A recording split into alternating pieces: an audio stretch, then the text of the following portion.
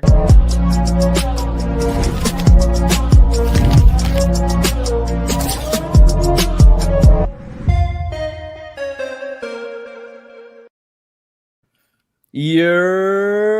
up, Giants fans, Hub and KB watchers, YouTube subscribers, Twitter and Instagram followers, as well as wait, I said Twitter already, I think, right? Yeah. Yep. Oh yeah, bet. I don't know why I confused myself, and I was like, did I say Twitter already, or did I not say Twitter already? Shout out to everybody. Welcome in. KSB. I keep forgetting. Somebody got to show me how to change these YouTube usernames to their I don't think you can, dude. I don't think you can. Somebody mentioned it once. YouTube is literally going like doing that now. Oh snap! Sorry. It's so bad. No, you're good. But shout out to KSB941, whoever you are, man. I appreciate it. With the big "you're" in the chat, man. How you doing, dog? Listen, it's gonna be an interesting week. First off, shout out to the New York Knicks. They're playing the Memphis Grizzlies right now. They're up by 20. They are whooping ass. And they are wearing their City Editions jerseys, which I freaking love. I think OG just lost a tooth, bro. A tooth? I have it pulled up on my laptop right now. I don't see a tooth flying out. What happened? He's holding They're showing the replay. No. It's contact. It's contact. Okay, got you. Bro said he lost a tooth. I was like, the way he was holding it, and he had his mouth open, I'm thinking that he lost his tooth. Nah, he was holding his contact. Yeah, but yo, I do love the Knicks City Edition jerseys this year. They're wearing it right now. It's low-key a throwback to the late 90s, early 2000s throwback jerseys. Yeah, those and are also their floor. Their floor, that logo, I think is like the 1960s or 70s Knicks logo, which I think all the Knicks logos have always looked nice. So I like the floor too. The City Edition jerseys, KB, I don't think they ever miss with the Knicks. The Knicks always do a really good job with their special edition jerseys. They're up, they're really up 20. I don't want to jinx it. But shots to everybody. Go ahead. 75 points before half is nuts. Up 20 at half with 75 That's just like the points. last game or the llast two games, actually. Their offenses were clicking, man. Their offense. Mike Brown, bro. The Mike Brown offense. I remember I gave you a brief rundown of him. I think I told you, right? He had a historic offense when he was with Sacramento just a couple years ago. It was historic, that offense, in terms of efficiency and the way they were scoring. And their defense is playing just fine, too. I mean, you know, I'm a casual, but I usually think of it as 25 per quarter. See it, though. I usually think of like 25 per quarter. That's how I think of it. So they're a little bit over, but you know what? Their defense is playing fine, and their offense is insane. That's how much usually you would see in the end of a third quarter, man. It's nuts. That's how much you'd see back in like freaking 2006, 2007. That was the final score of a game. 77 points. You're right. Yeah. That was the final score of a game. And there's half, 77-54. Wow. Oh my God, I thought you were joking. He said Dart lost his tooth. He's not even joking. He actually lost his tooth versus the Bears. Is this true? Wait, Jaxson is he gonna be looking like a freaking? Yeah. He has to wear a fake tooth now. There's no way. He has Billy. He has too much aura to be Hold on. no fake tooth, bro. That's crazy. Jaxson Dart lost the tooth. Oh my God, that shows up on Google too. What? KB, share it. Share your screen when you got an article or something. Yeah, let me see it. Yeah, let me see if I can find like an actual This is news to me. Genuinely. Oh, shout out Kyle Cruz. What's up? Oh my God, I'm seeing a bunch of clickbait shit here. Jaxson Dart confirms he's out for the season. What are you talking about? Apparently lost his tooth. I don't trust anything from TikTok though. Hold on. Oh, there's no Oh no, I am not. Something.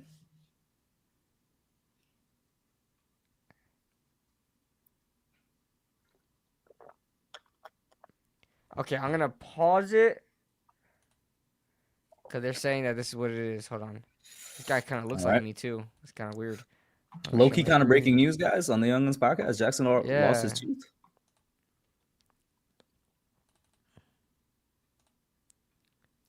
See? All right, I'm pulling it up. Oh my God! I'm gonna try to, cause there's no he didn't confirm it. Yeah, that's what they're showing, but there's nothing confirmed. Oh, there's the hit. But also, KB, go back to where they zoomed in. That's a weird breakage of tooth. It's like bigger on the top and smaller at the bottom. Yeah, that's it's not gonna be a clean break. If your tooth breaks, it's not gonna be a clean break. So we still don't even know. We still don't even have an update on him because there's no head coach. So we got Mike Kafka. Matter of fact, let's get to it, bro. So first off, Jaxson Dart maybe lost his tooth, so that's good to know. Let's hold a moment of silence. I know KB is really sad. Didn't work out. But let's hold a moment of silence for Brian Daboll. And KB's laughing as I said, let's hold a moment of silence. Be quiet, bro. Starting now. Oh my God. Why'd you do that to me? Are we dead like ass? a bad person. All right. Control yourself in 5, 4, 3, 2. Yo, I was playing a siren as a joke too. And this man, I didn't even need to pull up the siren sound effect as a joke. KB just can't hold the moment of silence. I was gonna be the one to ruin the moment of silence, but he was like, nah, I will ruin the moment of silence. I don't like he's doing the switch up on Brian Daboll live in front of y'all right now. This is crazy. This is crazy. No, I'm not. I'm only laughing because we're in the moment right now. I am sad that we lost them, though. I am sad. Hey, man, and didn't I said bro. this? If you say so. But I said this. I said I'm going to be pissed off if we get rid of Brian Daboll and not JoeSchoen. And what did I tell you? What did I tell you? If they fire Brian Daboll in the middle of the season. I'm saying because you wanted him gone in the middle. You wanted Brian Daboll gone in the middle of the season. And I said, I don't want that yet, even though, listen, as much as I like Brian Daboll, if he needs to go, he needs to go. But the only reason why I didn't want him to get fired automatically is because I know that means they're going to keep JoeSchoen. And that's and apparently, Jordan Renan said he is going to be leading the freaking we'll get into it. Let's roll the intro. We'll get right into it then.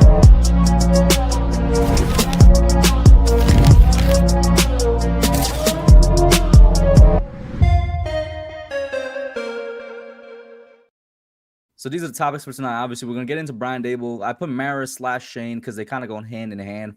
Excuse me for the time being. We'll get into a little bit of the coach search, talk about the Knicks a little bit, and then Week 11 NFL. Let's just go straight to it. Brian Daboll fired. I'm going to let you continue from where you left off, dog. It's been Can we do the moment of silence now? Okay. Without you, my friend. And I'll tell you all about it when I see you again. Been a long day, my friend. Man. And I'll tell you all about it when I see you again. Sing it. I see you again. Oh, yo, what? My God. Oh, God. I hope you never sing at funerals, man. Oh, my goodness. You know what's so funny? I used to be a really good singer because I was part of my as a kid, I was part of my choir, my church's choir, I guess you could say. Yeah. And then even in middle school, I was part of my middle school choir. But when I got to high school, I switched from swinging to instruments and I switched to orchestra, and I was way better. But I can't take credit for this, bro. Lost his talent. But I traded it in for finger talent, so it is what it is, man. Hey, yo. You know what's so funny? In stringed instruments, classical string instruments like violin, viola, cello, bass, there is a thing where you're using your fingers to play the instrument. It's called fingering. And as a high school kid, you could only imagine how you cannot say that word. Yeah. You only imagine how I was when I was learning the fingering technique. So high school Kush, every time he heard the word fingering. To be fair, when I started my channel, for anybody that's been here from the beginning, you got straight out of high school Kush. I was a freshman in college when I started my channel. But not to get too off topic, I can't take credit for this, KB. This was a Brian Daboll tribute because he low-key deserved the tribute, bro. And I'm not monetized yet, so I'm fine with taking this hit on the channel. Brian Daboll has been fired. What? As the New York Giants head coach.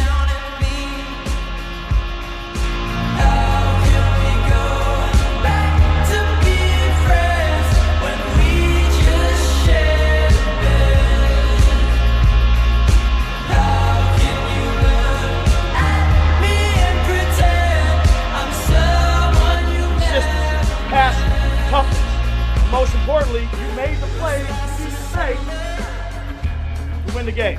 Okay? Everybody in this room. But I am proud of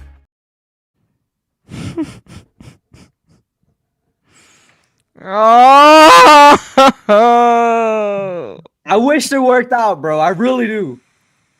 I really. Do you remember the edit I made of him? That went so hard, bro. My phone. I really wished it worked out, man, because KB started the beginning of it. I wanted him fired, and you guys have heard me list out the laundry list of reasons why he should have gotten fired. That doesn't mean that I didn't want him to work out. Me, KB, and 100% of the Giants fan base thought this was the guy. We all did. Mm-hmm. You know what's funny though, KB? We also all had the same concern at the end of 2022. We were like, yo, we're doing this backwards. the 2022 year should be what we're having in a year or two, not right now, bro. Like, can this actually negatively affect the Giants? And then they thought they can go. I think that 2022 season really killed us because it made us feel like we were a lot better than we actually were. Man, we did nothing to rebuild. We just kept building upon what was already there. He did such an amazing job in 2022. I'm not going to take that away from him. Brian Daboll was the best head coach we had since Tom Coughlin. It sounds like an obvious statement, but we got to give credit and respect where it's due. This man was an amazing head coach for a short period of time. He quickly turned into, my opinion, one of the worst head coaches in the league, but that doesn't take away from him being one of the best head coaches at some point. He went from day balls, like we just got, he had freaking balls of steel, to like just the most conservative coach you ever see ever, where he'll just kick a field goal with a 4th and inches or something like that. He was scared to do anything. He really lost control of the roster, like roster management. The kicker situation's a big thing. Like there are plenty of things that fall on Brian Daboll, which gives me hope into the future, which like, let's hope this coach doesn't do that, because he wasn't perfect. Brian Daboll wasn't perfect, but damn, man. The players loved, bro. I don't care what anybody says about his fiery attitude and with him and Wink Martindale. The players loved him, bro. They loved him. Yeah. And Jaxson Dart loved him. What? How are you gonna break those two up? How are you gonna break those two up? I don't know about that one, KB. I don't know about Jaxson Dart loving him. I don't know. We know that Brian Daboll loved Jaxson Dart. I don't know about the other way around. All right. I don't know. Your shots are in the chat. Whoever Robert is, man, because once again, YouTube is not showing the profile like usernames. It's like showing the usernames. But no, KB, I'm with you, man. Like in Coach of the Year in 2022, that wasn't a fluke. That was when everything with him goes right. Mm-hmm. And you talk about things going wrong so fast. Like the offseason of the 2023 offseason was a mistake because, like you said, they bought into thinking 2022 was really something to build off of, which I guess I don't blame them for. But when even fans could look at it and say, wait a minute, this really probably isn't indicative of the actual team, you'd expect the professionals to be able to suss that out as well. And it led into an offseason where they were expecting to take a step forward. And it was really kind of a repeat of 2016 to 2017, except this time it was 2022 to 2023. Then all of a sudden, Wink Martindale wants to start a coup. And some of it is Daboll's fault because there's so many reports that came out, and like you could see it on the field. He's I think one of the biggest detractions to Brian Daboll, KB, and let me know if you agree, is that like I don't think he's a good leader of men, bro. I don't think he has enough of a rein on his emotions to be like a proper leader. A leader isn't somebody that's always bombastic and is like literally fighting. I agree with that. I do agree with that. He never had composure. He always looked pissed off. Like, even go to the press conferences. Like, they're hard to watch. Especially after he loses games, they're hard to watch. He gets fiery he gets a little chippy with the press conference. And I get it. Like, when you have to answer questions from Pat Leonard all the time, I get it. But, like, and they're trying to, egg you on. They're trying to gaslight you. They want clips. They want stuff. It's New York media. So, I get it. But, like, he lost his composure very fast, and we saw that in 2023. Like, in 2022, we thought it was funny. Like, we thought it was, like, sort of, because like, he was winning. Motivational, inspirational, where he was fiery, he was out there yelling at refs and stuff like that, and we were winning games, But here's the thing, though. Like, Brian Daboll wasn't perfect in that 2022 season either. We started off 6-1. How did we end up 9-7-1? That's crazy. We started off 6-1. We won, what was it? 6-1 all the way to, so that's 3-6-1 after the 6-1 start. 3-6-1 after that. That's nuts, So there was a little bit of a collapse there. And then You're, when KB, I don't know if you noticed it, but at least coming through on us, your internet's coming in and out. Ah, damn, it was doing that to you earlier too. Freak. It says I'm good. Hold on. I think I'm good. It's so funny. Good? Oh, yes, I was gonna say it's so funny. As soon as you stopped, like you're good. What? Yeah, Go on. But it's Go on. yeah, you hear me? Yeah. Keep going. It's like, let me see if it repeats. Oh, it's lagged out. It's lagged out. It's freaking delayed. It's mad delayed. Damn. It doesn't seem like you're delayed on my end. Did you just hear me say that? Yeah, well, hold on. 1, 2, 3. Respond quick. Hey. All right, good. We're good. All right, we're good. Okay, All go right. ahead. Go. Cool. All right, but nah, man, it breaks my heart, man. It breaks my heart. I really like Brian Daboll, bro. Bro, if I was a player, I would play for Brian Daboll, bro. I don't care about his attitude issues. As a head coach? As a head coach. Yes, I would play for Brian Daboll if I was a player. Yeah, hell yeah. Head coach. You I don't know know about that, man. As a head coach, I wouldn't play for a guy like Ben McAdoo. Sure. Well, yeah. You know what's funny? And we also made this joke as well. This is how Giants fans are tapped in, or at the very least, me and KB are tapped in. Ben McAdoo in 2016 was he wasn't a great coach, but the team had a great year. 2017 fall off. What did Ben McAdoo change? He changed his hairstyle. He thought slick back, sunglasses, everything. Brian Daboll, 2022 to 2023, he got on slimmed up. He slimmed up. He thought he was better than his old self, just like Ben McAdoo did. And the team fell apart. I'm just saying, Giants fans. I'm just saying. Stick to who you are. Stick to who you are. As soon as a coach starts feeling themselves, man, it's over. It's over. You see that guy back there? You can barely see him. That's Optimus Prime. But the guy next to him, that's Tom Coughlin. That's the only Giants coach that I could put up on my little shelf of, thingamabobs. Wow, I'm about to show you something that I shared on Twitter. Yeah. This really goes to show where we're at as a franchise. Let me pull up some comments in the meantime. Yep, shout out. Hey man, I'm back, Robert. You got it, man. Petition for Kush to replace Bad Bunny. Listen, it would certainly satisfy a certain population in the U.S. to hear English, I guess. Yuvraj said this making me tear up, man. As a fan since 2016, that was our greatest season. If you go back to 2016 to now, 2022 was our best season. It's not even close. He coached like he had none to lose, but when he met the unexpected success, he tightened up and started coaching scared conservative not to lose. That's a great comment, yep. KSB. Yeah. Yep. Oh, okay, you got it. Let me add it. Bam. Check that out, man. See that? All right. Can you zoom in a little bit? And then you can scroll down. Is that Control Plus? Yeah, it should be. That good? A little bit more. And then we could just scroll down to the pictures. Okay, bam, that's good. New York Giants since 2016, fellas. 6 head coaches, including interim. 53, 104-1 regular season record.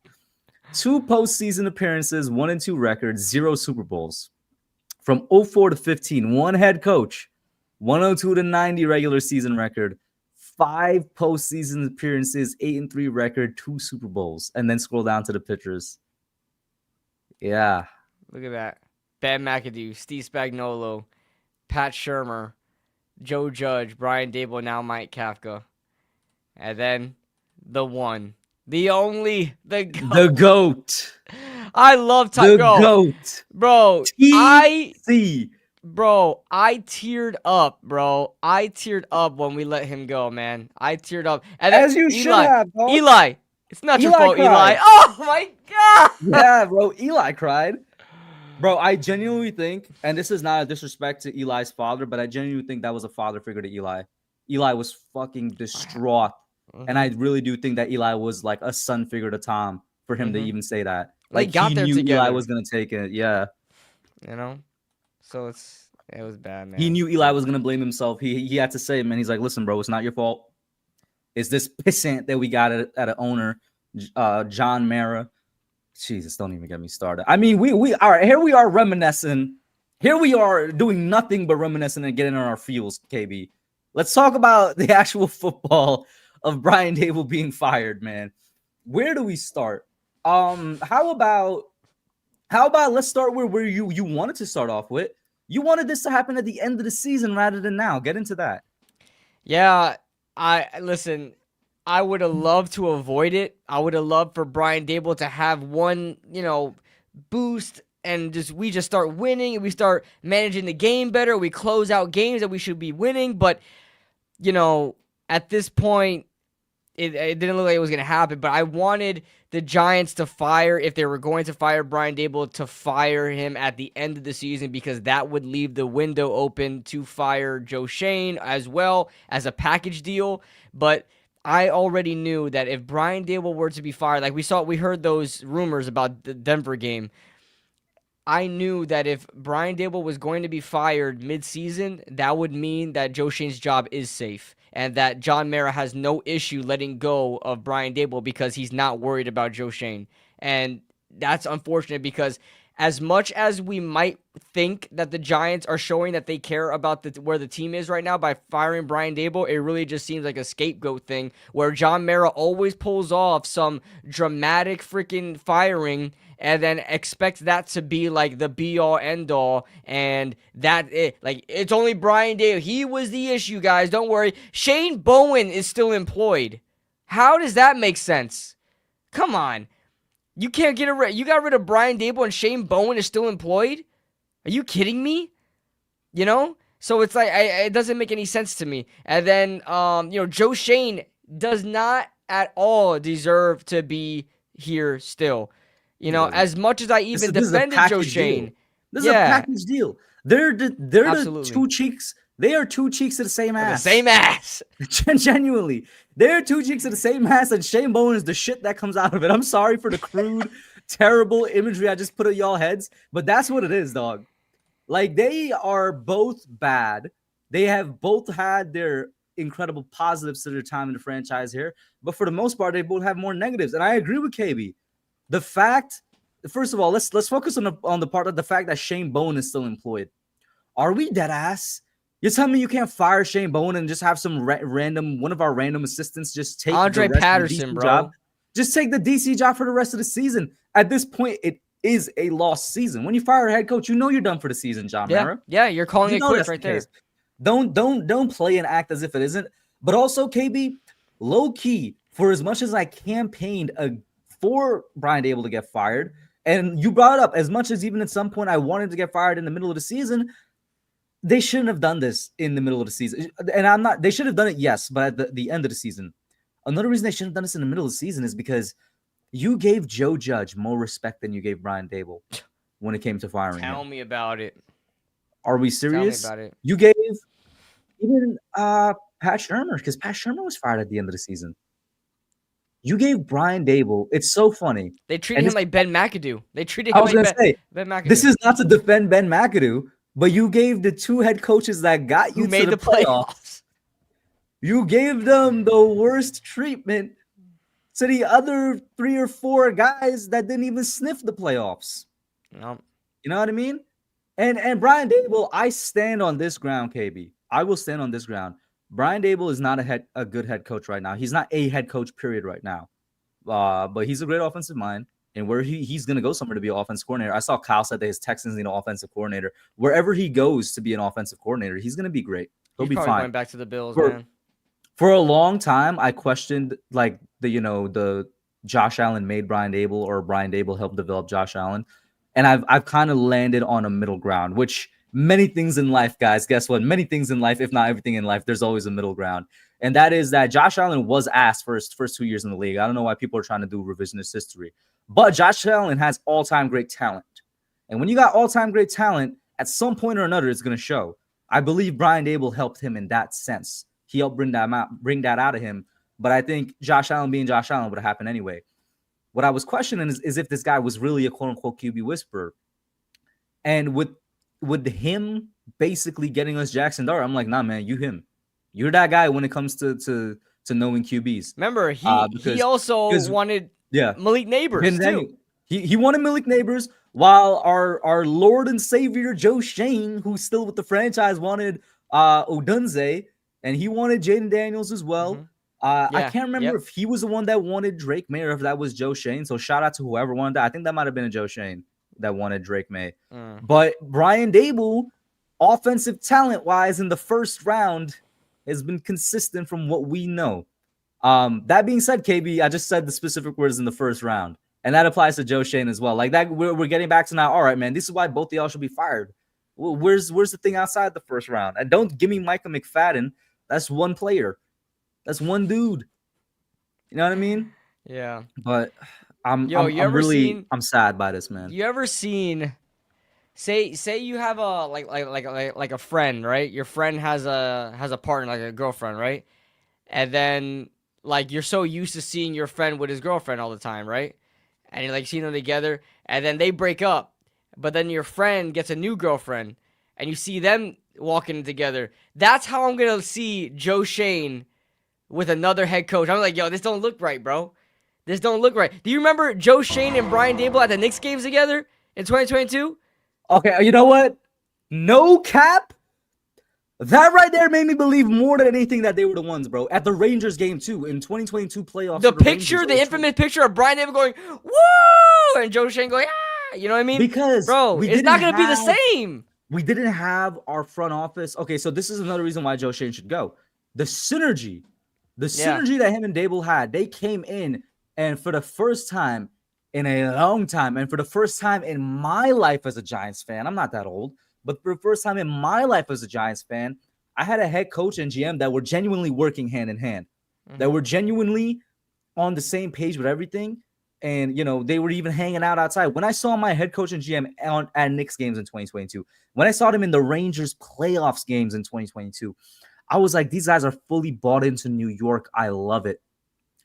Who the hell JoeSchoen is going to get here next? Even if it's a coach I like, they're not going to have that synergy, bro. You're not going to see them out at the Knicks games. You're not going to see them out at the Rangers games. And I know that's non-football related, but it's semi-related in the sense that the relationship they have with each other, the relationship they have with the city, and the bond that they're building with the fans. That matters. It just won't look right either. That matters. Won't look right because they were boys, nice. Bro. You know what's crazy? I really wonder what the dynamic was during this collapse, like especially during the season, like 2023, 2024, like whatever.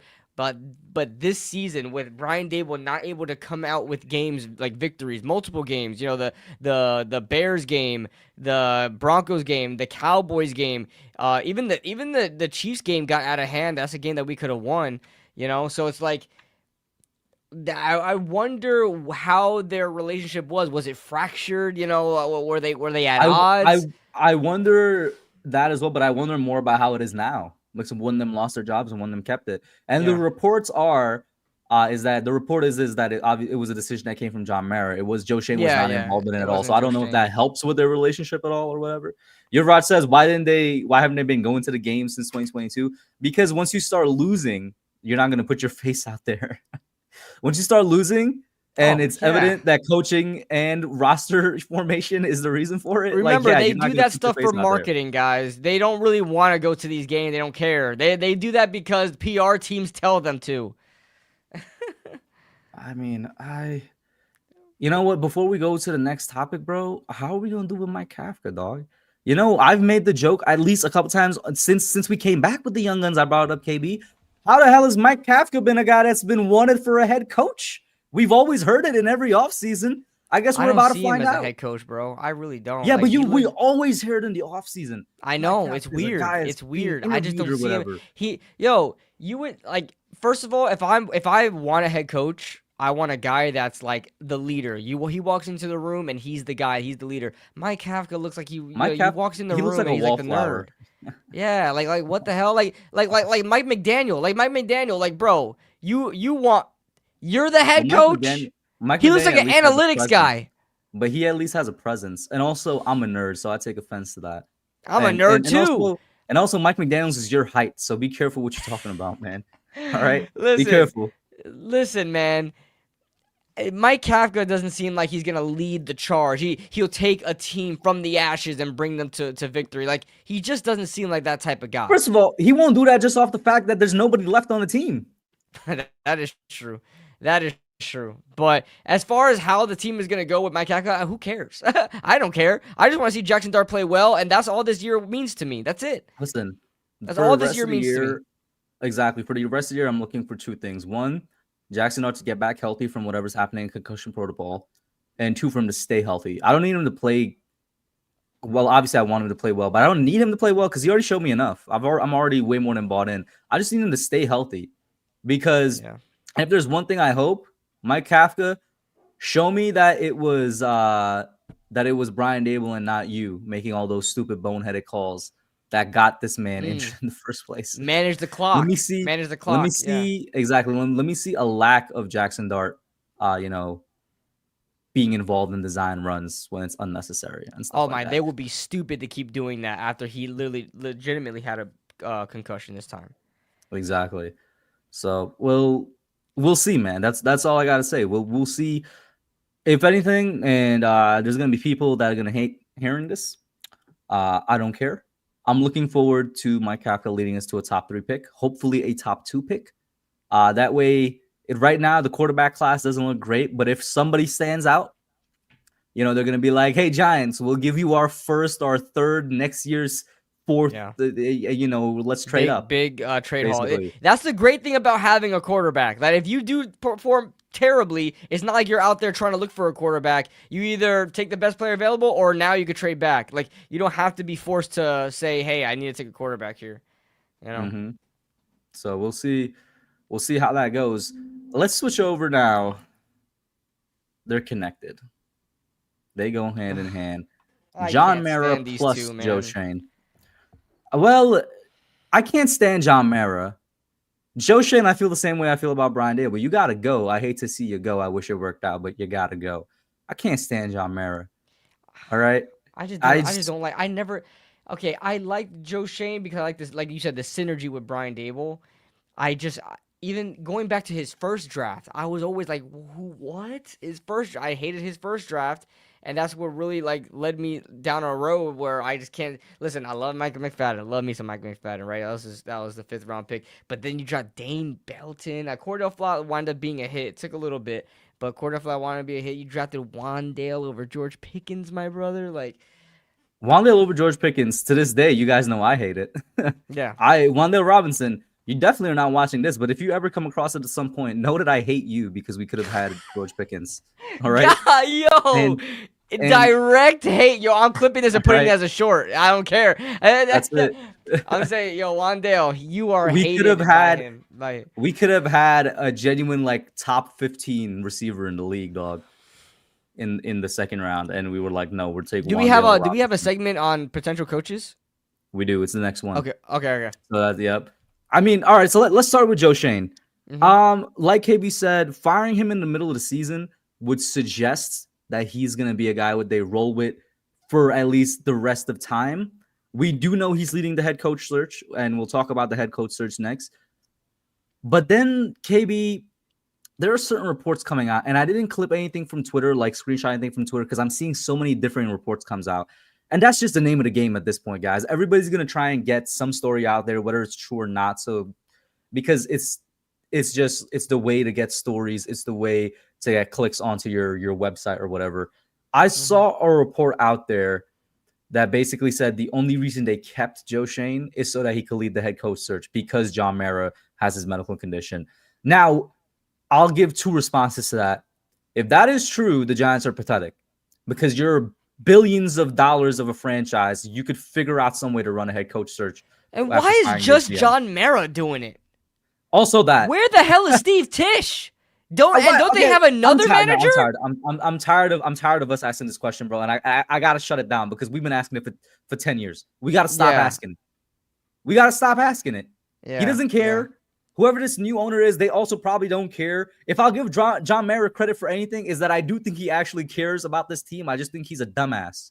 That's about it.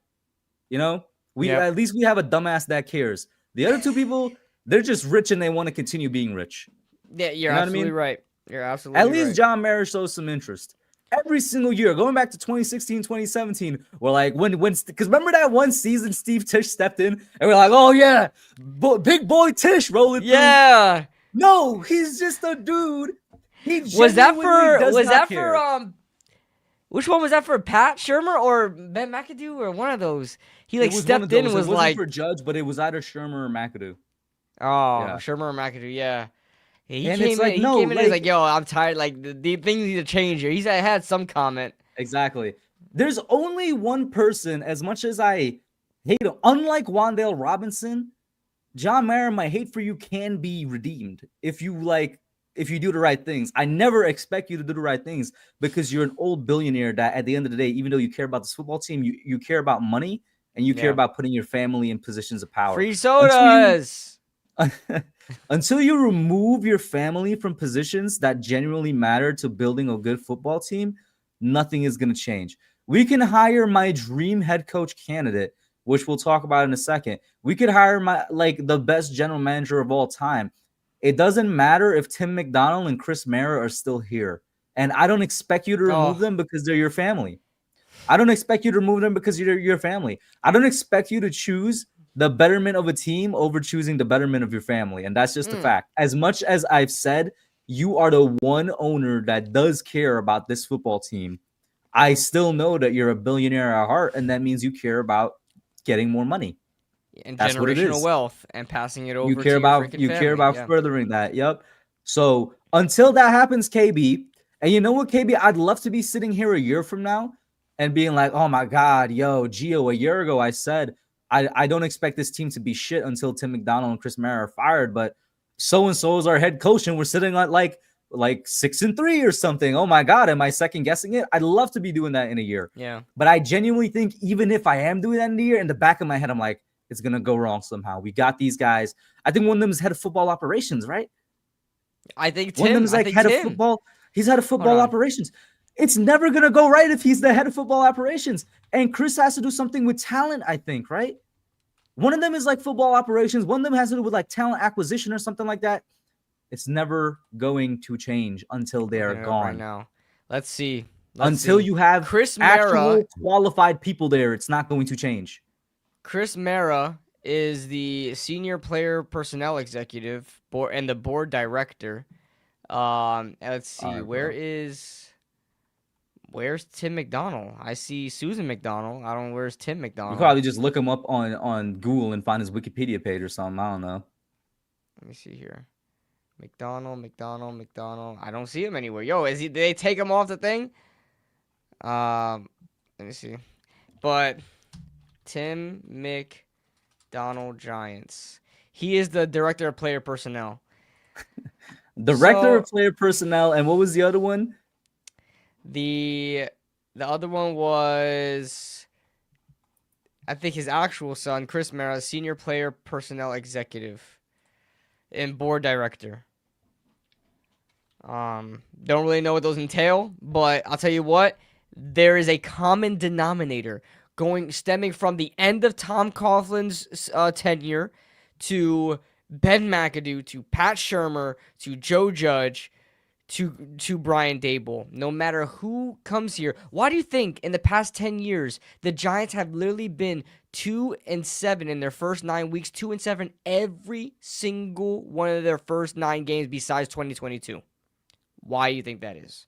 You know, that no matter who the regime is, no matter who the players are, we're always at the same record. Why? Because the front office remains the same. And listen, I don't want to put into play John Mara's health. I don't want to do that and make it some sort of talking point. But I will say that with his diagnosis, he's not going to fire his family and get rid of them at the tail end. He doesn't want that to be one of the last things he does, is to get rid of the family in there. And now they have nothing. And then if he were to pass, somebody else takes over, and now nobody else has a step in.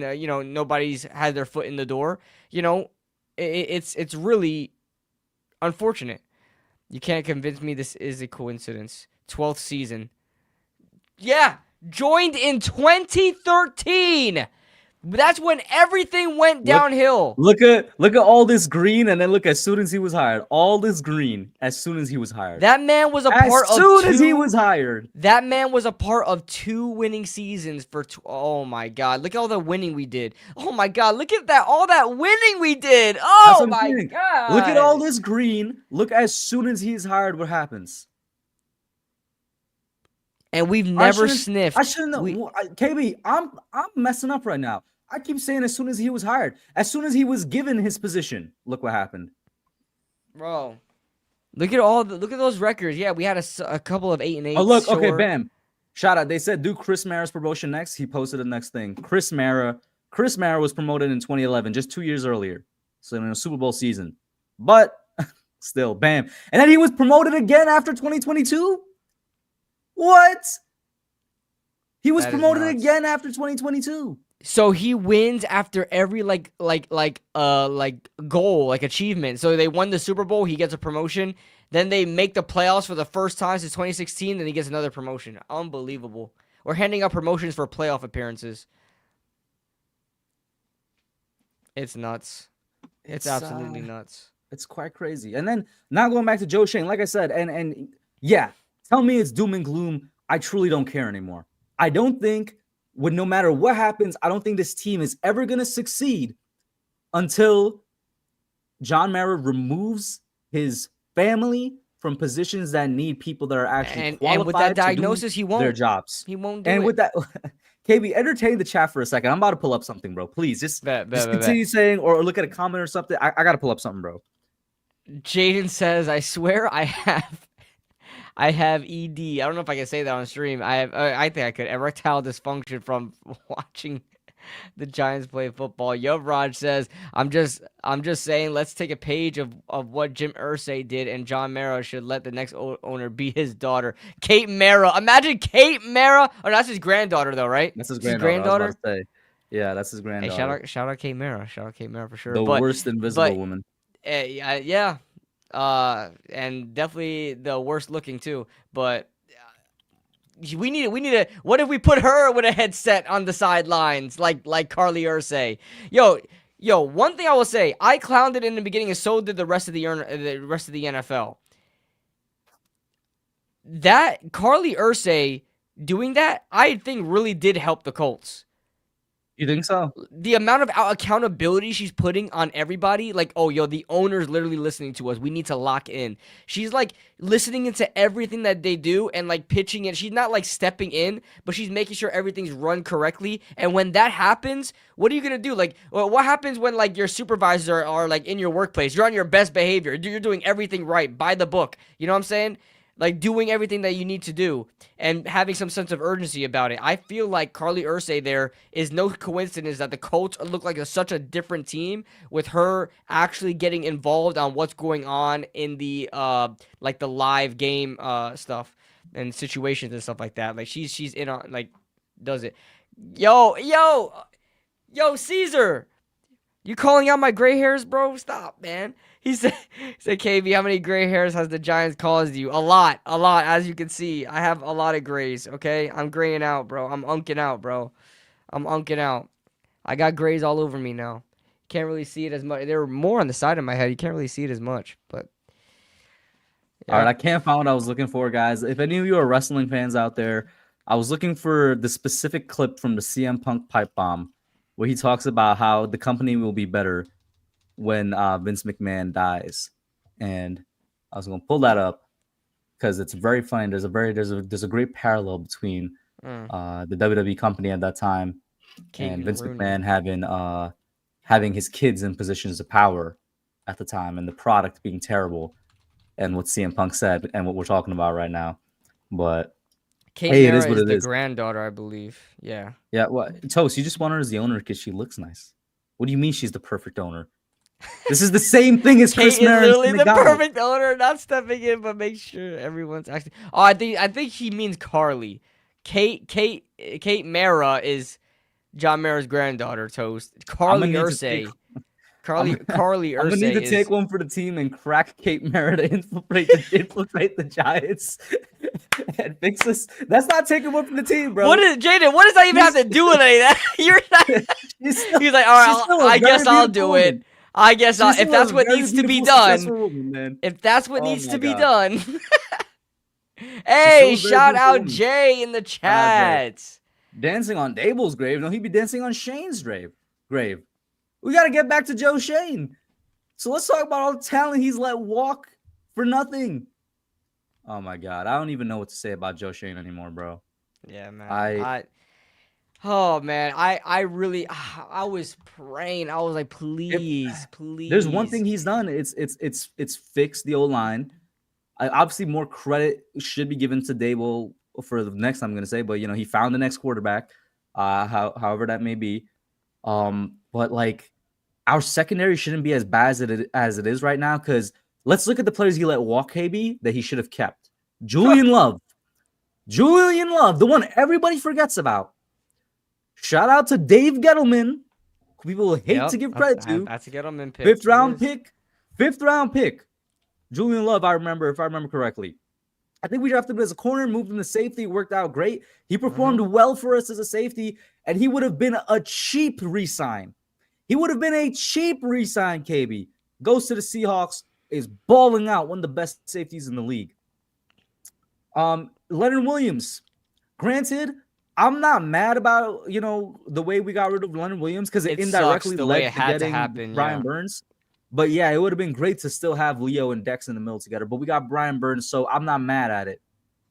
But still focus on the secondary. That's one safety down. Still hasn't been replaced. Obviously, Xavier McKinney, probably the best safety in the league right now. And I've been saying this back when KB wasn't a Giants fan. He was a Tampa Bay Buccaneers fan, and he's saying Antoine Winfield Jr. was the best safety in the league. And he was wrong. And I was saying Xavier McKinney was the best safety in the league. Let him walk for nothing. Who do we replace him with? That's two safeties down, KB.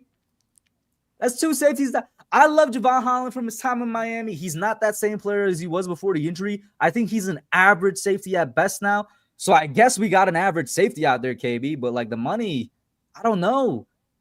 He's severely hampered. And guess who we have? Guess who we have to replace him? Tyler Newman and Dane Belton. And Dane freaking Belton, bro. And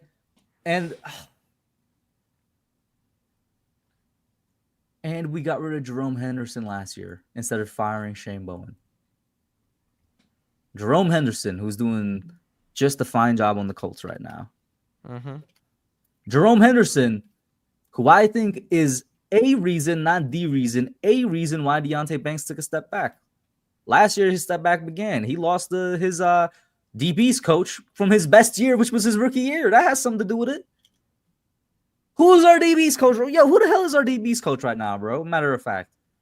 Our DB coach is Marquand Manuel. Marquand Manuel. I believe he comes from the Titans, I believe. Oh, you're ass then. Oh, yeah. I was going to say, I don't know if what I'm saying is accurate, but you're ass. You came from the Titans with Shane Bowen. You're bad. They switched teams. I remember.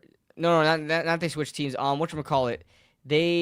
There was somebody that we wanted from.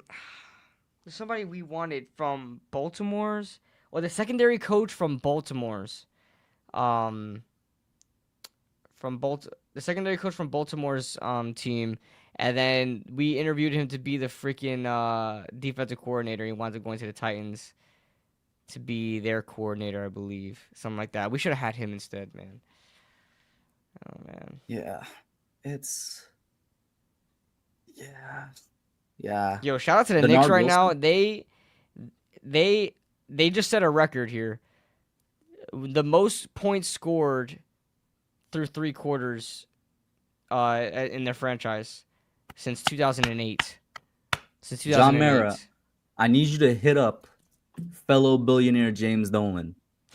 I need you to talk Once to him. hated as well. Dernard Wilson, yes, KSB. Yep. Dernard Wilson. I need you to talk to him and be like, how did you go from the most hated owner in New York sports to the most beloved? He's going to tell you how. I can tell you how. He took a step back from the team. He got his head out of his ass and realized that even though he loves and cares for this team, he should let the people that are qualified do the work. That's how he did it, John Mara. And then he hired a guy for the head of basketball operations in Leon Rose that was truly qualified. And then they got 2 back-to-back head coaches. But John Mara, hit him up. He's a fellow billionaire. You're not going to listen to 2 random dudes that are fans of your team. Hit up a fellow billionaire, and he's going to tell you how to do it, dog. All right? You know what's we need crazy? We need to find our Mike Brown. That's what we need to do. Oh my God, Deuce just hit a freaking nasty 3. We need to find our Mike Brown. And guess what, KB? I don't think it's going to happen. Because did you see the report that said, I think it was Ian Rappaport. I might be, like I said, there was a whole bunch of reports going around. I apologize, chat, if I'm misremembering who reported this. The Giants want to go with somebody. They want to go back to somebody with ties to the Giants. And I hate that because there's only 4 people. There's only like 4 potential people. Bill Belichick, who's being ran by a 22-year-old. Antonio Pierce, who I have on this graphic, who I'm not confident in as a head coach. And I love Antonio Pierce. Steve Spags, 100% not confident in him as a head coach. All-time defensive coordinator, and the 4th guy is Lou Anamaram. My dad had to pay as soon as you said Spags. My dad loves him some Steve Spagnuolo. I keep forgetting how to pronounce his name, but also Lou is unproven.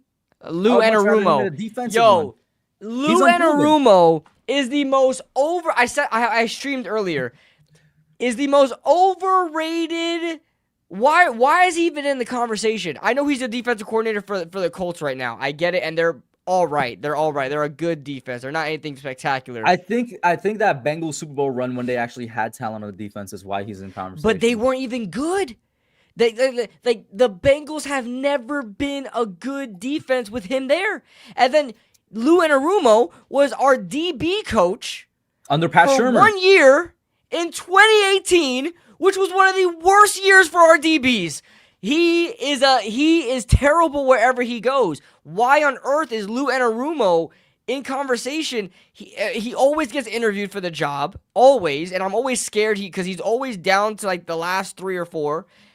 And I cannot. If Lou Anarumo is our new head coach, pack it up. Pack it up. Before we even get there, KB, we should pack it up right now because if this report is true, once again, guys, the report is the Giants want to go back to old ways and hire somebody with Giants connection.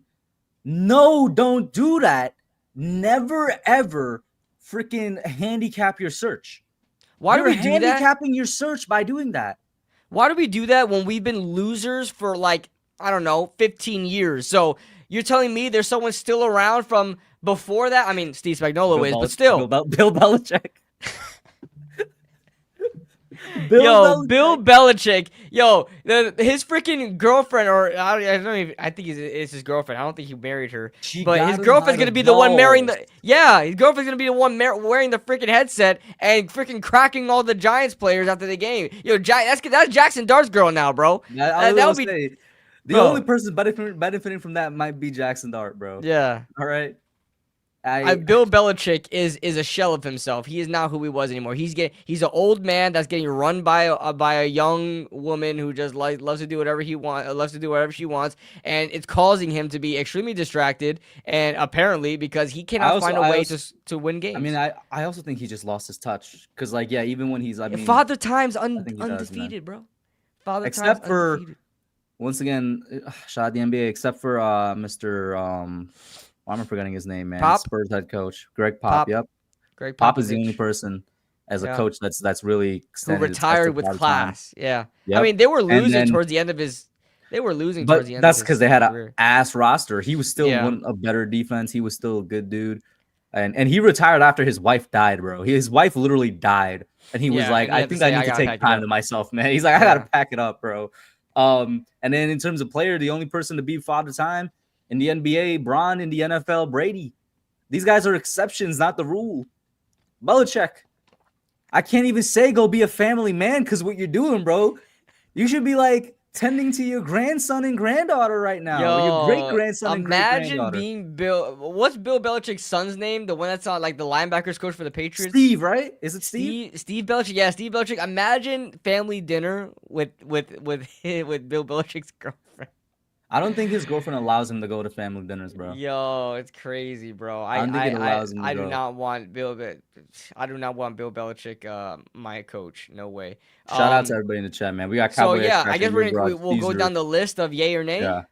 So, well, first off, do you believe the report? I wouldn't doubt it. John Mara loved nostalgia.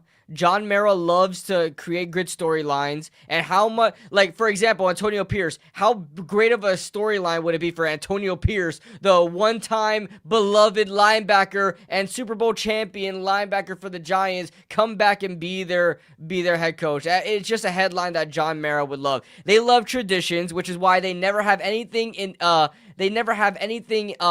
innovative on this team at all. Their uniforms are the same it's ever been for its inception. They don't have cheerleaders. They don't have mascots. They have a stadium that looks like an AC unit. So by the way, I have a solution to the mascot problem, guys. Anybody with children out there that's watching, write a letter to John Mara, because apparently he actually reads the letters. And have your kid write a part of the letter and be like, you want a mascot? Maybe we'll get a mascot. I'm telling you, he'd be reading that shit. And at the end of the day, I wrote a letter to Eli Manning when I was a kid. Did you get a response? I don't think so. I did it during my school when I lived in Pennsylvania. I wrote a letter to Eli Manning. I don't know if I ever got a response. I can't remember. But hey, man, shout out to Kelvin in the chat. But yeah, if we want a mascot, guys, if you got kids, write a letter. Let your kid write part of the letter. Mail it over to, I think it's One Giants Drive or something, to John Mara. Be like, yo, we need a mascot, Brody. Yo, imagine being the mailman for the Giants Stadium. Oh my God, I would love that. Oh my God, I would love that. Would you? Would you though? I Hell feel like I'd yeah. be depressed. I'd be depressed. But I would like to around see, this time. bro. I would like to see the player. Imagine me seeing Cam Scatterbo. I don't think you're seeing the players. Hey, You'd be delivering it. You'd be delivering it to like the mail room or something. Yeah, but bro, you gotta drive to the parking lot. You gotta drive to somewhere. At least you're in the vicinity. I would love to be in the vicinity. That's a great bro. That's fun. That's fun. I deliver mail to like freaking old people on my route. Like I'm just saying, I would never like to be in the vicinity of MetLife Stadium. All right. That's all I'm gonna say. It is depressing, isn't it? That place is depressing. It is. You know what I kid you not. I swear on my life. You know what I associate that stadium every time I go to that stadium or think about other than the AC unit and other than a stack of CDs, what? Gray. Yeah. The color gray. Literally, when I think about going to those games, and everything's gray around you. The stadium's freaking gray. It's all just freaking cement blocks. Half the time I go over there, it's cloudy and raining. Gray. The sun. The parking lot kills you when you go to MetLife. Yeah. Man. The freaking parking lot that surrounds the entire stadium, gray. Everything's gray over there. So it's like that's the color I associate with going to MetLife Stadium. It's just depression. When I was there for the Chargers game, there was dudes in our section. A couple of them collapsed from the heat, bro. And it wasn't even hot. It was just I've never went there when it's hot. Never went there when it's hot. Don't do it. Don't do it. I can't believe I'm saying this. Go there when it's cold. Go there when it's like miserable weather. You'd have a better time. But honestly, I mean, I think I can survive. I go to Tampa Bay. I go to Tampa Bay games. But like, remember, materials and the way these things are constructed around you would make them absorb more heat. I guarantee you, Tampa Bay's Raymond James Stadium is better than MetLife. It is a better stadium. I actually love Raymond James. And they have a freaking pirate ship. Of course, it's a better stadium. I actually love the whole ass pirate ship at Raymond James Stadium. It's a cool stadium. But MetLife. The only reason MetLife is still here is for the World Cup, and because it's still the largest by capacity stadium in the NFL. But the NFL has been moving away. If you guys have noticed, they've been moving away from like trying to be the largest capacity stadium and reducing capacity to have more amenities, which is what MetLife sorely lacks. Like if you look at recent stadiums, they're barely cracking that 60 or 70,000 capacity mark, and it's because that extra 30,000 they're using it for like amenities. They're using it for better seating. They're using it for better food and everything and comfort. MetLife, it seats 82,000 for football games. It expands to 100,000 for like other events. Oh, for real? Yeah. Damn. That's the only reason it's still gonna be up. But I have hope. Yo, imagine 100,000. Oh my God, 100,000 people in one. That's nuts. Yeah, man. That is nuts. Let's start off. We'll start off with the people that are pictured here, and obviously there are more. Let's start off with Antonio Pierce, because I feel like we may have come off as haters towards Antonio Pierce. I think I speak for the both of us when we say, no, we don't hate Antonio Pierce. I love him. I love him. Don't shoot yourself in the foot before you begin the search by narrowing yourself only two former like Giants or connected Giants. And if you do that, Antonio Pierce is by far the best. I think by far the best person you can go for. He did an all right job when he was interim at Vegas. I did think he did a good enough job to should have been given a shot as a full-time head coach. And you'll let me know if you disagree there. He did, though. Issue, he got it. What? He was the head coach for a year. I thought he was only the interim. He was interim. He whooped our ass, and then he whooped a couple of people, and then they expected too much of him because he did all that. They gave him a year. He didn't perform well, and he was fired in 1 year. Wow, bro, that's crazy. I didn't realize that was it. For some reason, the in my head head. coach. All right, but go off on Antonio Pierce. How do you feel about him? Even though he's the best of the former Giants, I think he would probably be middle or bottom of the pack when I love Antonio Pierce as a former player, as maybe a position coach. Hell, I would be weary, but even give him a shot as a coordinator. Maybe head coach. We can't do this again. We can't. The Raiders really. He went straight from linebackers coach to defense to head coach. You just can't do that, man. It's not all the time you're gonna get a position coach to be a coach and they perform well. You know what I'm saying? Unfortunately, Antonio Pierce needs to have a year as a defensive coordinator first, because people think, well, why does that have to be the case? Because you have more responsibility. You're responsible for more. You're responsible for basically half the team. As a position coach, you're only responsible for the little group of at the position you're in. As a coordinator, you're responsible for a whole entire phase of the game. So, if you perform well as a coordinator, whether it be offense or defense, then people start to look at you as, hey, can he handle an entire team? It appears he wasn't able to do that. He was able to do very well as a linebackers coach. He was able to step in during a season and be a good motivational leader and an interim coach. But remember, as an interim head coach, what are your responsibilities really? What are they really? It's to just motivate your team to make it to the finish line so they can find a coach later on. You know what I'm saying? So what are you I doing? I like Pierce. Go ahead. Yeah. I like Pierce. I just do not want Pierce. What are you doing when it comes out, the New York Giants breaking news hire as their new head coach Eli Manning? Oh! No, I would cry, KB. I would cry because they're going to make me have to slander Eli, bro. There's going to be point in the season where we're like 0-13 when Eli Manning's the head coach. They're going to force me to slander my goats. And I would rather quit my fandom than slander my goat, man. I'm so serious. Jay, to address Nerd Cage Live, my boy Jay, why he didn't have a fair shot in Vegas is because he wasn't prepared to be a head coach. Bro, he was a linebackers coach. He never had responsibility for being a defensive coordinator in the NFL. I don't know what he's done in high school or something, because a lot of these coaches, they'll as a side job, they'll be like a head coach of their high school football team or something like that. But he's never been a coordinator. I just don't see him leading. He said, look at Pete Carroll right now. Yeah, but look at the Giants right now. Are the Giants any better off than the Raiders besides having a franchise quarterback? Not really. We suck just as much as them. We're have the same record. We're a mess, Jay. We're a mess. I know we don't like to think about it like that, but we're a mess. So, yeah, Antonio Pierce, honestly, I know you said he's at the top of the list for you, right? Antonio Pierce is on the bottom of the list for me. That's not what I said. No, not. I said top of the list. You said best guy of the former Giants. Yeah. So who's the best guy of the former Giants for you then? Just due to experience would be Spags, unfortunately. I know my dad is finally like, yes. But yeah, Spags gets the nod over Pierce 100%. Yeah, because just experience. Because Spags. Listen, if we hire Spags as the head coach, I'm booking a flight to Tampa, driving over to where KB lives. I don't know if he's ever said it on stream, so I'm not going to say the town. I said I live in Tampa area. Yeah, you can say that. I'm driving over to the specific town where KB lives. I am burning his house down, and then I'm finding his dad. Hey, I got home insurance, bro. Go ahead. I'm just delivering the message. Hey, man, there was an accident at KB's house. It is what it is, bro. We're going to move on. You know what I'm saying? Rest in peace, whatever. The funeral food tastes good, man. Yeah, Spag had a shit team. Yeah, but the thing is, Jay, when it comes to Antonio Pierce, when it comes to Spags, you could say they were dealt a bad deck of cards. They literally chose to be the coach there. So if it's your job to be the coach there, you need to make it work. Just like Brian Daboll. I love Brian Daboll. But if he can't make it work, he's got to go.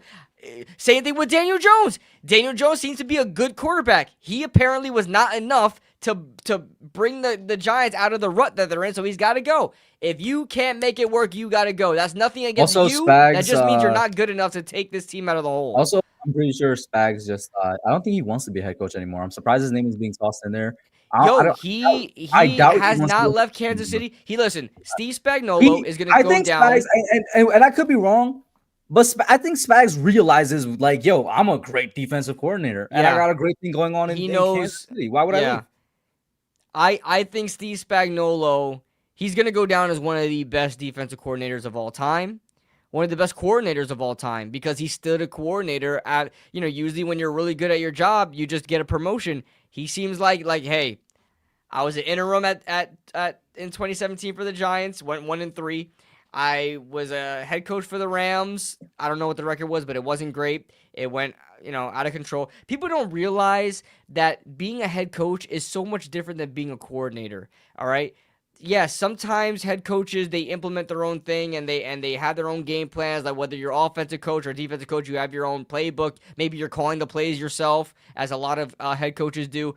Head coach is so much different than the coordinator job. Just because you're a great coordinator does not mean that you are a leader of men. A head coach is so much different than a coordinator. Coordinators are game planners. Coordinators are the IQ football witty. Of course, leadership takes a role in that because you are a leader of a phase of the football. But head coach, literally everyone looks to you to win the game, just like a quarterback. That's why it takes a lot to be a quarterback in the NFL. Not just talent, it takes leadership too. To be a head coach in the NFL, you have to be able to be a leader of men and demand respect. Not a lot of guys are going to do that. Not a lot of guys are going to get that done, and that's nothing on them. They may be Ben McAdoo. Honestly, Ben McAdoo is one of the better offensive minds in the NFL, and he's always had success wherever he went. Not as a head coach. Well, he had one successful season as a head coach, but look what Ben McAdoo lacked. It was leadership skills. Okay. I think Antonio Pierce has leadership skills, but on the other hand, the football side of stuff, I don't know. It's unproven. So, my pick is Gruden. I don't want Gruden either. I sound like such a Debbie Downer, guys. I'm so sorry, but I'm so picky. I don't think you're a Debbie Downer. I think, I think fans, they just want to know. I think fans, they see coaches that are put in unfair situations, and they want to know what would happen if they get a second chance, essentially. I get it. I think with a lot of coaches, everybody just has to come to terms with sometimes you just ask, bro. Yeah. You just like John Gruden, sometimes. Let's be real. John Gruden won Super Bowl. Okay, first of all, my only response to John Gruden is I don't think John Gruden's coming back to coach an NFL team when he has a current ongoing lawsuit with an NFL team. No, not with an NFL team, with the NFL as a whole, I think. He is, right? Yeah, he is suing the NFL. I know that your response could be, well, Brian Flores has an ongoing lawsuit with yeah, NFL. I don't get those at all either. He's not. Brian Flores would probably want to burn down the Giants facility before being hired by the Giants. Like, why would you want to go work for a company you are currently suing? Like, they're in an ongoing lawsuit right now with the Giants. Brian Flores ain't coming to the Giants. Just the next guy that's pictured here is Clint Kubiak, who like I said, it's hard for me to get excited for the next head coach, whoever they may be, because once again, I know in the back of my mind, nothing's going to change until we get rid of McDonald and Chris. But Clint Kubiak for me is like towards the top of my list. He's doing an awesome job over in Seattle as their offensive coordinator, making Sam Darnold look like $1 million, and Sam Darnold looked like $1 million off of KOC last year. KOC, obviously, he's 100% one of the best quarterback guys in the league, and he comes from the Sean McVay tree. Kubiak is either from the Shanahan or McVay tree as well. Let me look it up right now, actually. And the reason I'm mentioning this He's from the is Kubiak because tree. he's from the Kubiak tree. Yo, shout out Clint though. He looks just like his dad. It's crazy. Yeah, he's from the Shanahan tree. The reason I'm mentioning this, dog, I am fully bought in on the Shanahan and McVay tree. West Coast zone running. I love it. That's Brian Daboll right there, baby. Even dudes that I didn't have any faith in from the McVay and Shanahan tree work out in some way. LaFleur for the Packers, which is funny enough because there's reports coming out that apparently the Packers are upset with him. But LaFleur for the Packers, I never thought that was going to work out.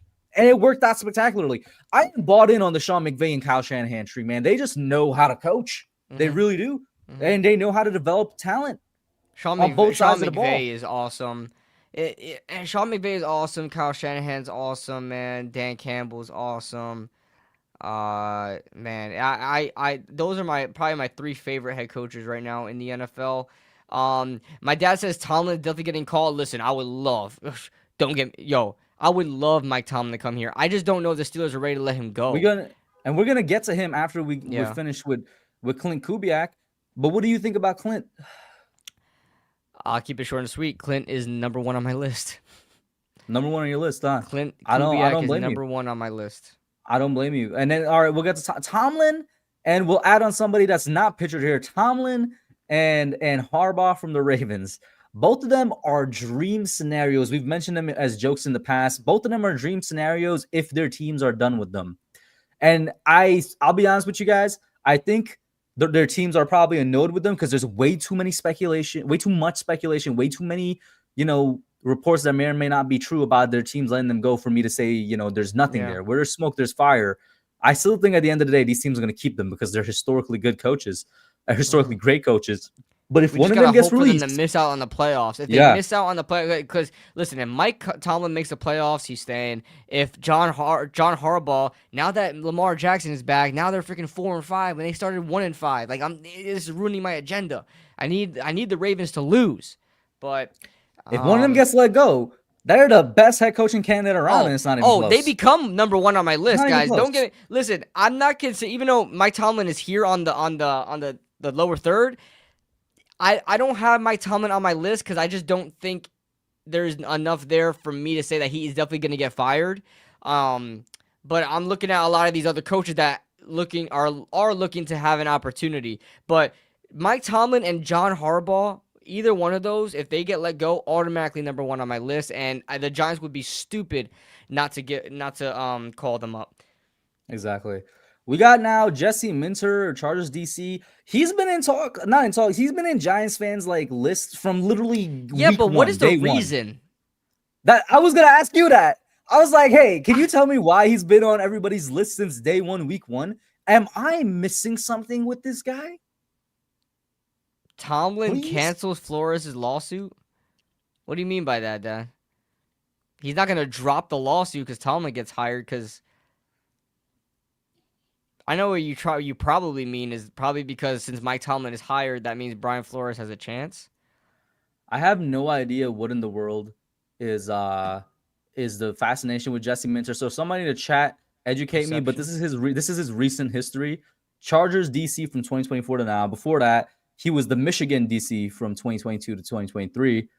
Before that, he was Vanderbilt's DC. Before that, he was the Ravens defensive back coach. Before that, he was the assistant defensive back coach for the Ravens. Before that, he was a defensive assistant for the Ravens. Before that, he was the DC for Georgia State. And then it just goes down and down and down. I don't know. Is it more like what he did in his time with Michigan? That's kind of propping him up. Yeah, because and then the experience from the Ravens. If you're a defensive coordinator for Michigan, you are good. You know what I mean? They pride themselves on defense over there. That's like Mike McDonald, and Jesse Minter and stuff like that. So, I still don't understand why he's looked at. Maybe all right. Listen, I don't know why the fans like him. But I know why maybe the NFL likes him because they know these guys, right? They know them personally. So we don't know them personally. Maybe Jesse Minter just looks like he's just like a freaking leader of men. Maybe he's a guy that's very strong-willed. Just a leader of men. Leader of men. Maybe he's smart, tough, and dependable. You know what I'm saying? Yay.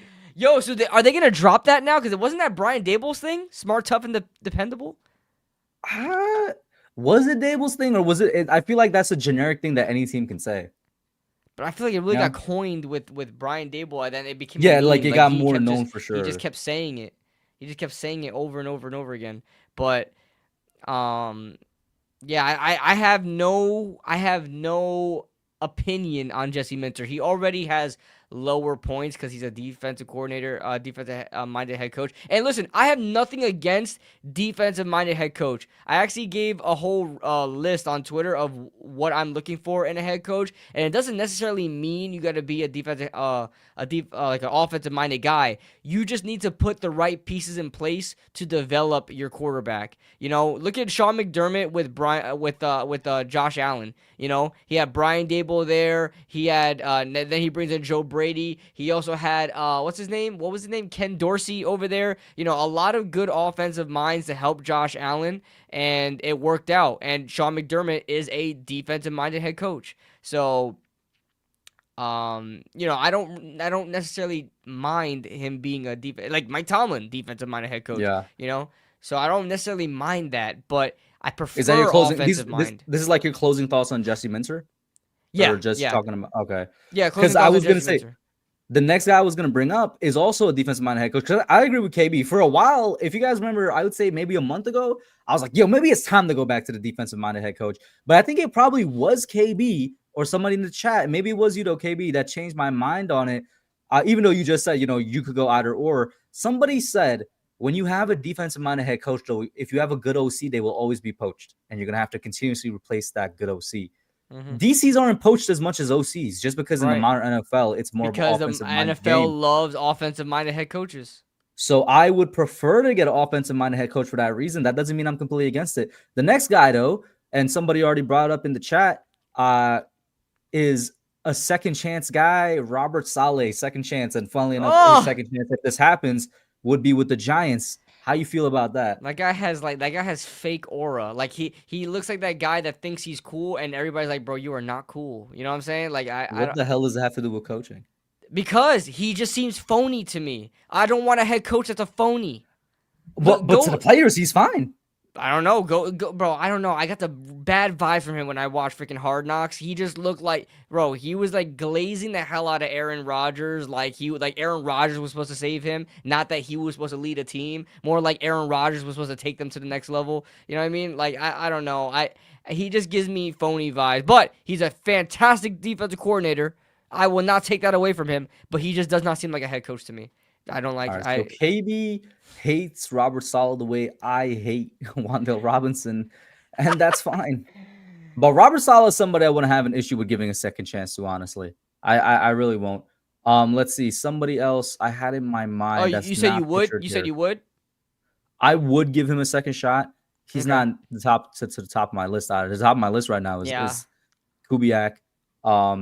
Here's a guy that's not. Now here's a guy. Now here's a guy that's maybe out of left field.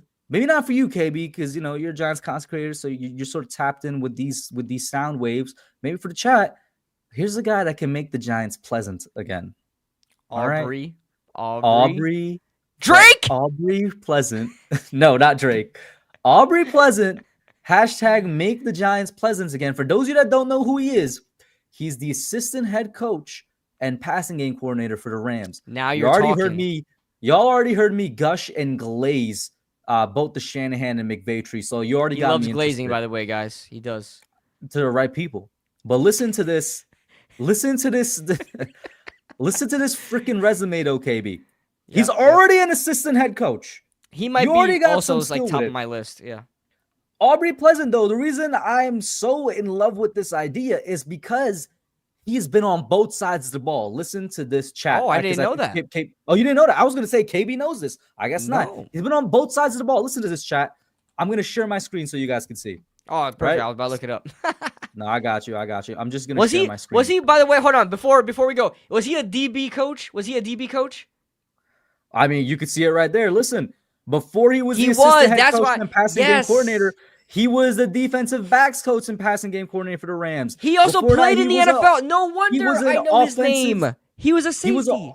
He was an offensive consultant for the Packers. Before that, he was a DB coach and passing game coordinator for the Lions. Before that, he was the cornerbacks coach for the Rams. What a resume. Before that, he was the defensive quality control coach for the Redskins. Before that, he was an offensive assistant for the Redskins. Before that, he was a coaching. All right, we could start with the Browns for his NFL career. He's been on both sides of the ball. And he's literally been offense, defense, defense, defense, offense, defense, offense. Well, okay, and this is also played offense. In the NFL. He's been so he definitely knows his passing game. He's had this for so long through so many different teams. I love the fact that he's been on both sides of the ball. That is so rare to see. Yo, Kush, you're convincing me right now because I knew he had a strong resume. I knew he's the passing game coordinator. I knew he's the assistant head coach. And if you're the assistant head coach for the Rams, you are directly under Sean McVay. Like you are literally his right hand man. Any knowledge that Sean McVay has is being put into Aubrey Pleasant. So I was like, yo, this just seems like he's a great candidate. Now he might be my number one guy. that resume is awesome. Bro, and he's a former player. How rare is it to see somebody that's genuinely been on both sides of the ball coaching like this? Bro, that type of resume is not really from like former players, bro. Like guys that like literally was in the game. Like usually you see that type of resume with guys like going offense, defense, like Matt Patricia or something like that. These guys didn't play in the NFL. You know what I mean? This guy literally has knowledge as a player and a coach on both sides of the ball. Hell yeah! You know what? I was about to say Matt LaFleur, Mike LaFleur, the offensive coordinator for the Rams, who is looking. And I was like, I like the LaFleur tree. So, but yo, you might be onto something with Aubrey Pleasant, bro. Listen, hear me out, guys. Make the Giants pleasant again. All right, yo, Aubrey Pleasant is a guy that I am really, really interested in, and I would not have an issue. And yes, I know he's another first-time head coach. Most of these guys we're talking about are first-time head coaches. It's just a risk you're going to have to take. I'll take it. I would take it. I would. Yeah. Is there anybody that you want to talk about, KB, that I didn't mention and that wasn't like pictured? Go ahead. Yeah, let me I saw this thing. I want to mention a couple of names. Because there are talks. Mike McCarthy is one of them. Oh my God, I forgot to bring that up. The betting favorite is Mike McCarthy. Yep. If Mike McCarthy gets hired as the Giants' next head coach, bro, our offense is gonna be good, but we ain't doing shit in the postseason. Our offense is gonna look good, but we ain't doing shit in the postseason. Oh, we have. Yo, good thing you're not monetized because I got every time I play that, I get freaking. Great. Now I know that as soon as I get monetized again, I can't play any of my sounds. That's awesome. YouTube. Bro, it sucks. Yeah, I know it sucks. I can't freaking play nothing now. My dad said Vic DiBitetto should be the Giants. Yeah, I know who he is. Yup. McCarthy was second on my list. See, McCarthy is a great offensive mind. He has the most experience out of all the candidates, and he's won a Super Bowl. So that's awesome. But the only thing is that he hasn't done much since then. Like every time he makes a postseason, his team crumbles every single time. So he hasn't been to the big game since 2010. So no, not even. Was it 2010 or 2009? 2009 or 2010? It was 10. If you're talking about when they 2010. But yeah, McCarthy's a good coach. He's a good coach. I just don't know if he it seems like he has a limit. You know what I'm saying? It seems like he's a good coach, but just has a limit. I want a guy who can, who can go all the way, who I see potential going in all the way. So I actually don't hate that anybody would like Mike McCarthy. I would understand why. I just probably wouldn't prefer it. But man, Aubrey Pleasant probably number one on my list. Oh, there was another name I need to talk about this, Kush. I'm sorry. Maybe we're going on a long time on this, but I'm sorry. We don't have a time limit. You go ahead. Okay. We got to stop the Lane Kiffin talk. Oh, we got to stop the Lane Kiffin talk and the John Gruden talk. Both of them. The John Gruden talk, the Lane Kiffin talk. Guys, it has to end. Just like with the Bill Belichick situation. Needs to end. Bill Belichick is 73 years old. He doesn't need to be coaching anymore. He needs to go on a rocking chair outside of his house.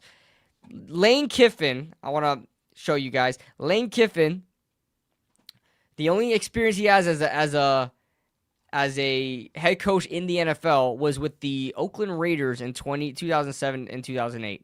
Now, Lane Kiffin is one of the best college football coaches of all time.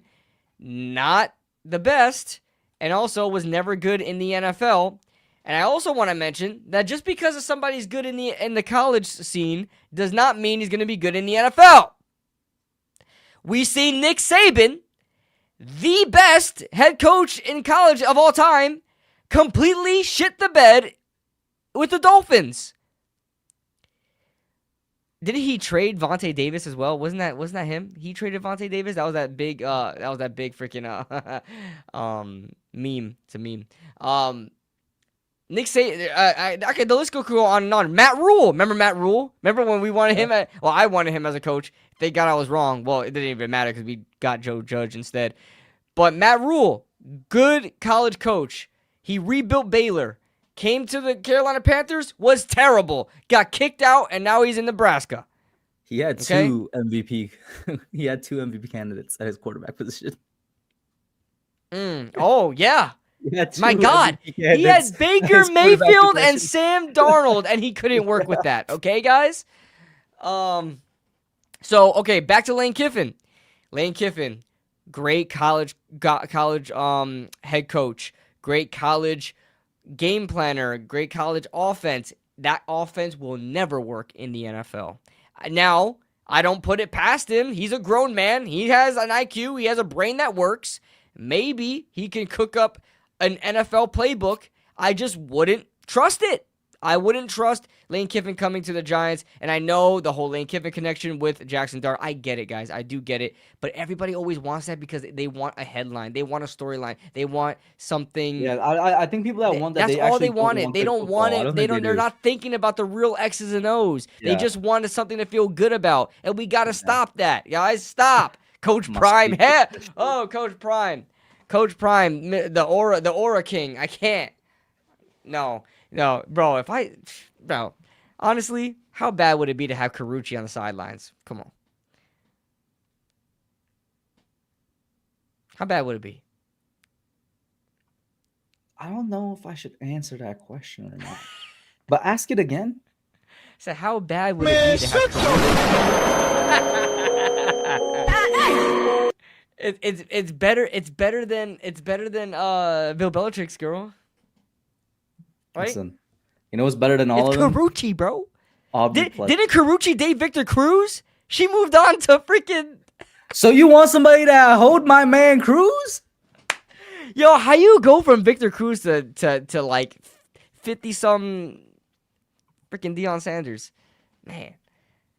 I could tell you how, but YouTube would take down the stream. You want that old deal. What the hell did you just say, man? What's going on, man? What's going on? Police! Help! Police! Help! All right. There's gonna be KB when Carucci is on the sideline of any game he's attending. That's not my heart. That's not my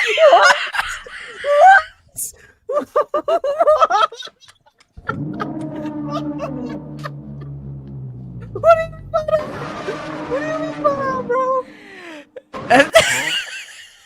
Huh? Oh my God. Oh wow. Bro, you gotta use that spider. You gotta use that Spider-Man meme, that Spider-Man sound more often, bro. Oh God. It has to be for the right moment, you know what I mean? Bro, see Carucci there, they ain't giving me my heart going. You know what I'm saying? Chris Brown, oh my God. All right, whoa, she's a whore. Listen, no comment. K Freaky brought it up. K Freaky R27, RB27, man. All right. Oh, okay. Last, why on earth? Can you tell me why Joe Brady, the offensive coordinator of the Bills, has the same odds as Jason freaking Garrett? Why is Jason Garrett on the odds? Wait. Why is Jason Garrett on here? What's happening?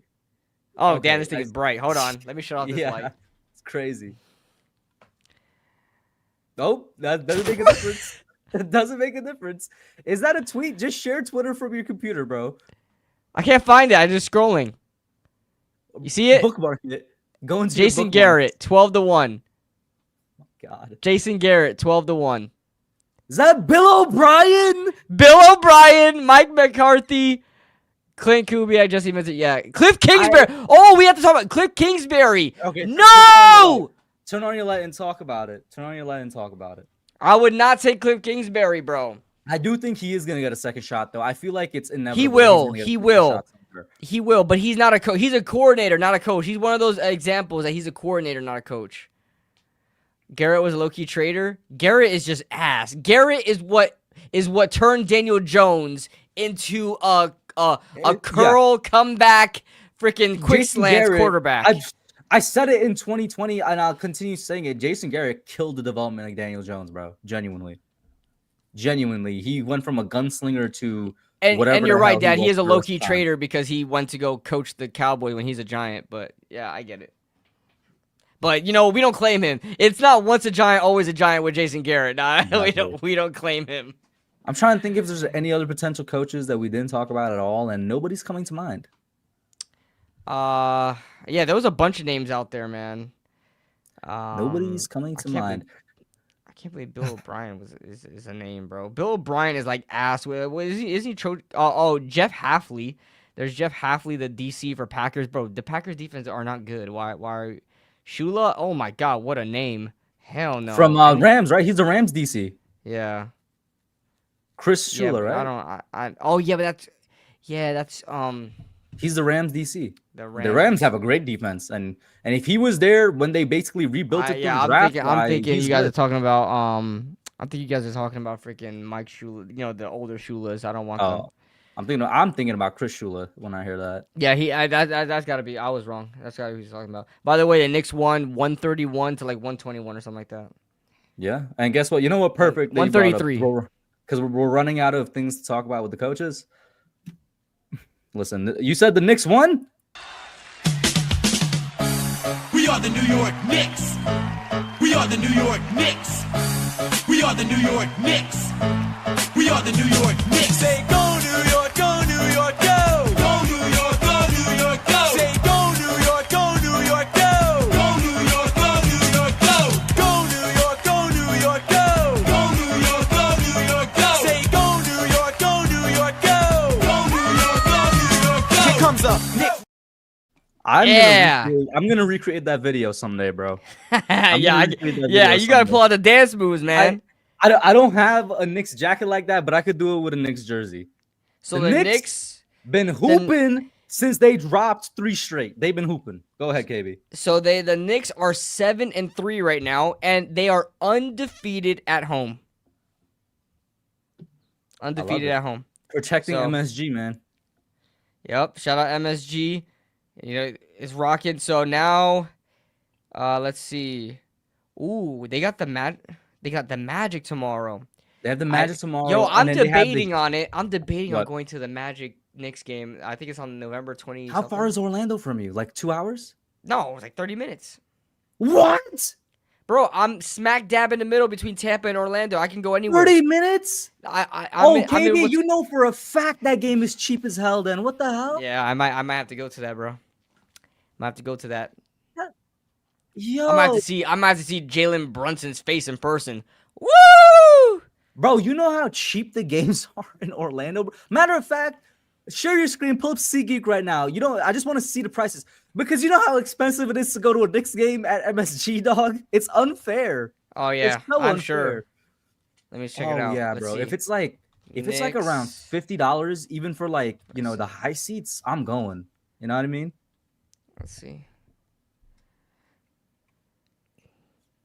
Let me do 2 tickets in case I want to bring my girlfriend. Hold on, let's see. Oh no, that's at the Garden.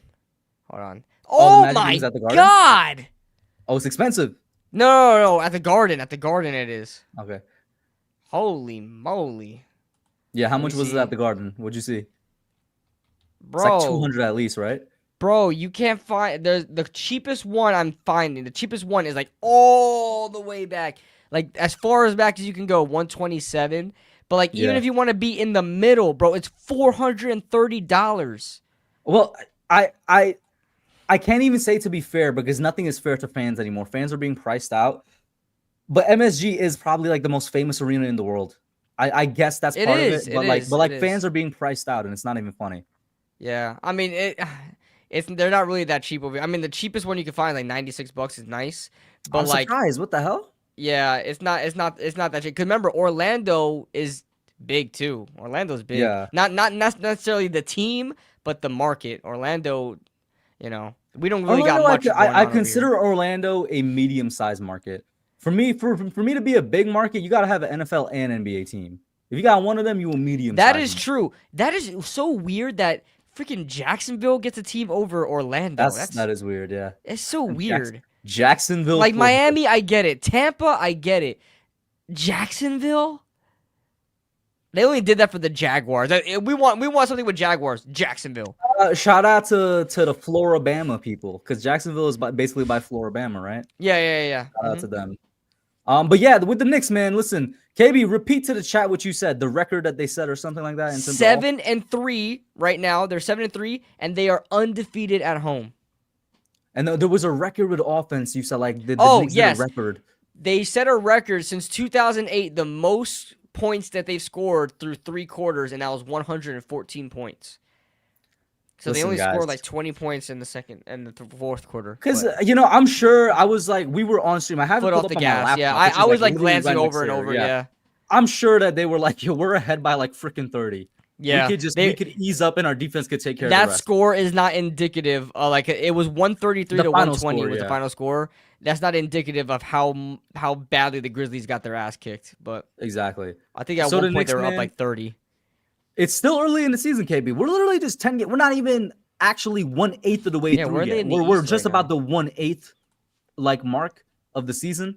So even though I'm riding high, I'm like, oh, I love it. I'm with the Knicks all the way. And I'm still holding to my prediction that the Knicks will make the finals this year. It's still so early in the season. With all that being said, man, I'm so freaking happy. My God, the Pistons are good? The Pistons, I think they're like coming for the first seed right now, I think. Yeah, they are the first seed. They're good. Share the screen. Yeah. Oh, well, maybe because you're casual, but you didn't know they made the playoffs last year? I know. Actually, they had. I didn't know that. But I didn't know they were good because it's the NBA. Half the NBA makes the playoffs. So. We played them. We played them in the first round last year, and I think it was either a 6 or 7 game series. I think it was a 6-game series. They played hard. I shared it. The Pistons are good. They're a good young team. Man, they're 9-2, dude. Yeah, they're a good young team, bro. Shout out to Cade Cunningham, man. Yeah. We're the second seed. Let's go.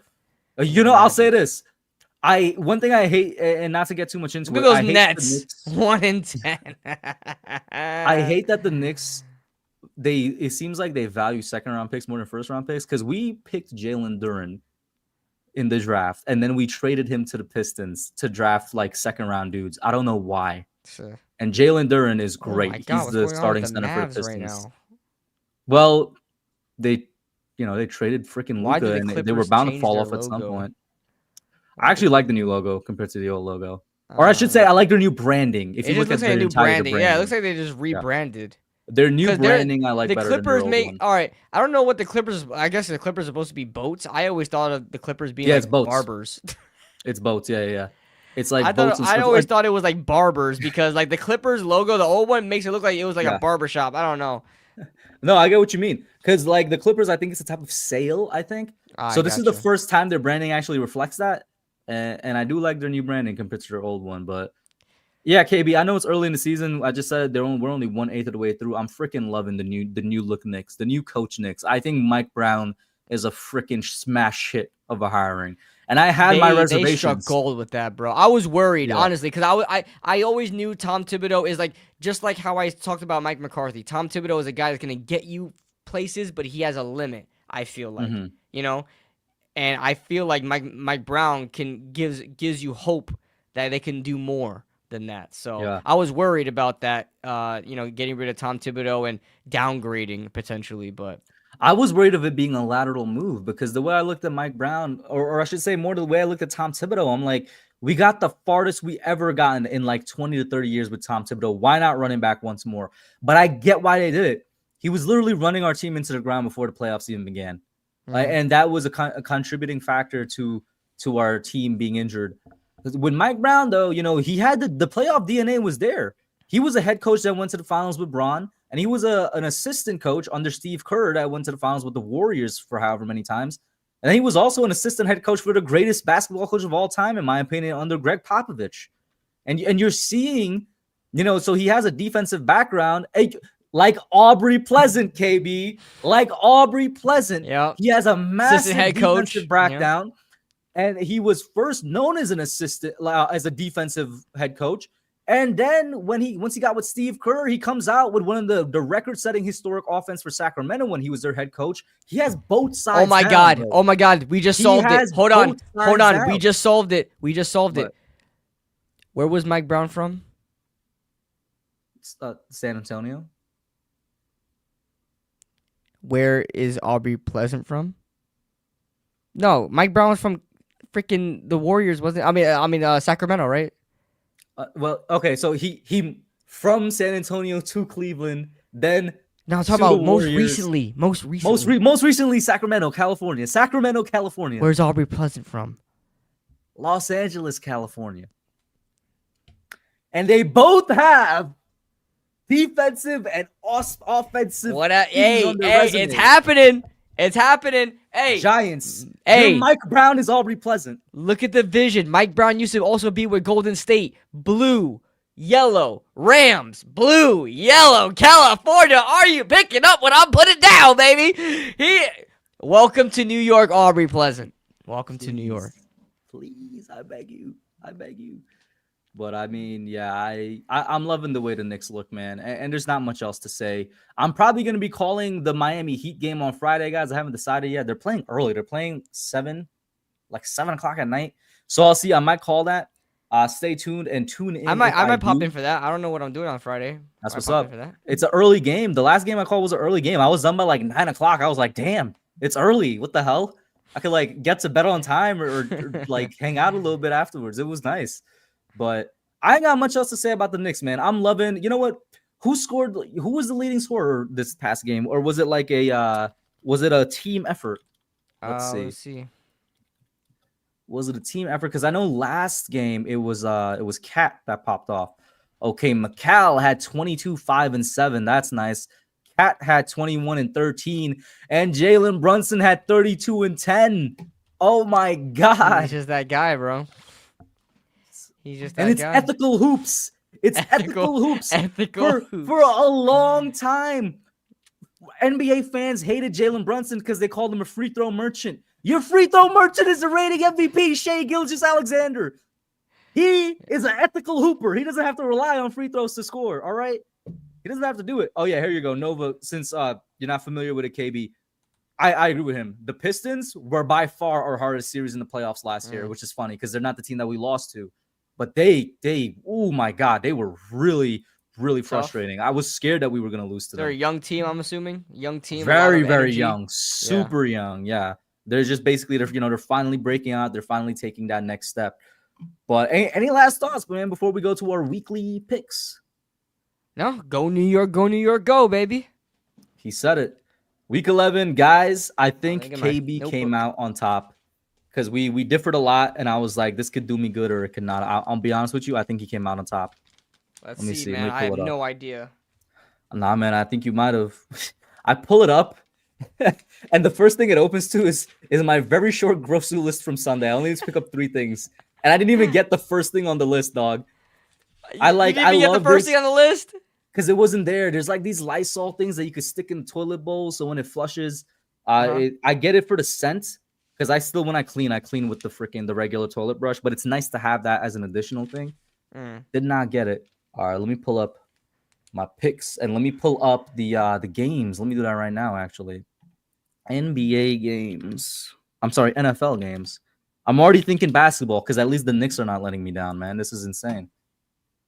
Let's zoom in here. All right, let's go back to the top.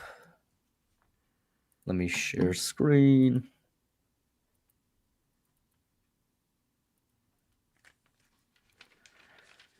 All right, man. Where's my phone? Here we are. You got it? You got your stuff pulled up? Let's see here. All right. Let's go. You had. Did you have the Broncos? Before we go, let's see. They're begging me to look at Raj's last comment. What was his last comment? If Kafka goes 4-3 in the last, it's not happening. I almost don't want to read the rest of it because that's not happening. But if Kafka goes 4-3 in the last 7 and shows command in the locker room, he's going to be head coach next year. I don't think so. I don't think so. I don't know. I don't think so. I'll be honest with you, dog. I don't think so. He's probably going to be like a freaking a college head coach or something. That's also a big if. I don't see that happening. But yeah, I had Broncos. Broncos. Yes, I have Broncos. You have Broncos? Yep. Okay. Falcons freaking let me down because it went to OT. I thought they were gonna come through. I had the Falcons. Danny Dimes comes through. This guy, bro. You actually picked him, bro? What's wrong with you, man? And you're about to be mad at me for this one. I picked the Jets. Yeah, you did. I picked the freaking Browns. I'm telling you guys, I think he came out on top, man. I think he came out on top. I did not pick the Saints, though. No, I picked the Panthers. Yeah, I let picked me the down Panthers. There. All right. The freaking Bucks let me down, too. I picked the Patriots. Oh, damn. This is not going well. I got the Ravens, so that's good. Yeah, you beat me there. I picked the Vikings. Oh, yeah, whoop-de-doo. Got the Bills. I think you're two behind right now. I don't think anybody picked the Dolphins. Yeah, so there's that. Hell no. I think that thing was like on the ESPN picking was like at 99%. Yeah. I got the Bears, so yeah, we won that one. Yay. Let me scroll down. We're so good at this. All right. I got the freaking Jags, man. I had the Jags. You're good. Davis Mills, man. Wow. I know, right? Out of all people. All right. Seahawks. Seahawks. I had the Seahawks. Lions. Let's see. Lions. Yeah, I had the Lions. Rams. I had the Rams. The Rams whooped that ass. Oh, fuck, I had the Steelers. Damn. I had the Steelers too. You're in luck. And the Eagles. All right, and then Eagles. Yeah, I had the Eagles. I mean, we were trying to I was trying to do some voodoo to make sure the Eagles won, but the Packers won, but it didn't happen. All right, so I can't believe the Falcons let me down. They actually had a chance to be one of my upsets coming through. It went to OT. Let's see. I went 9, and how many games were played? 1, 2, 3. Let's see. 1, 2, 5, 6, 7, 8, 9, 10, 11, 12, 13, 14, 15 games. 14. No, 14. Where are you getting 15 from? My math is wrong. It's 14. 1, 2, 3, 4, 5, 6, 7, 8, 9, 10, 11, 12, 13. Well, you're right, 14. So that'll be 9 and 5, right? Yeah, 9 and 5. So I went 9 and 5. You went 7 and 7. At least you didn't go negative. You're good. Let's see. So that makes your record 88 and 61. 88 and 61. And I am, let's see, 92 and, hold on, plus 5, 57. 92 and 57. All right. Okay. There it is. Now, this week. Jets and Patriots. I'm going to go with the Pats. Yeah, watch this be. The Raiders almost. Remember we were talking about that Broncos Raiders game? I said, don't be surprised if the Raiders win, and they almost freaking won. I'm taking the Pats though. However. Okay. I was like, where's he going with this? But I feel like this could be. Thursday night games are so weird, bro. But. All right. Commanders, Dolphins. I'm going with the Fins here. Yeah, I'm going to Dolphins, and this one's in Madrid, by the way. The Commanders are.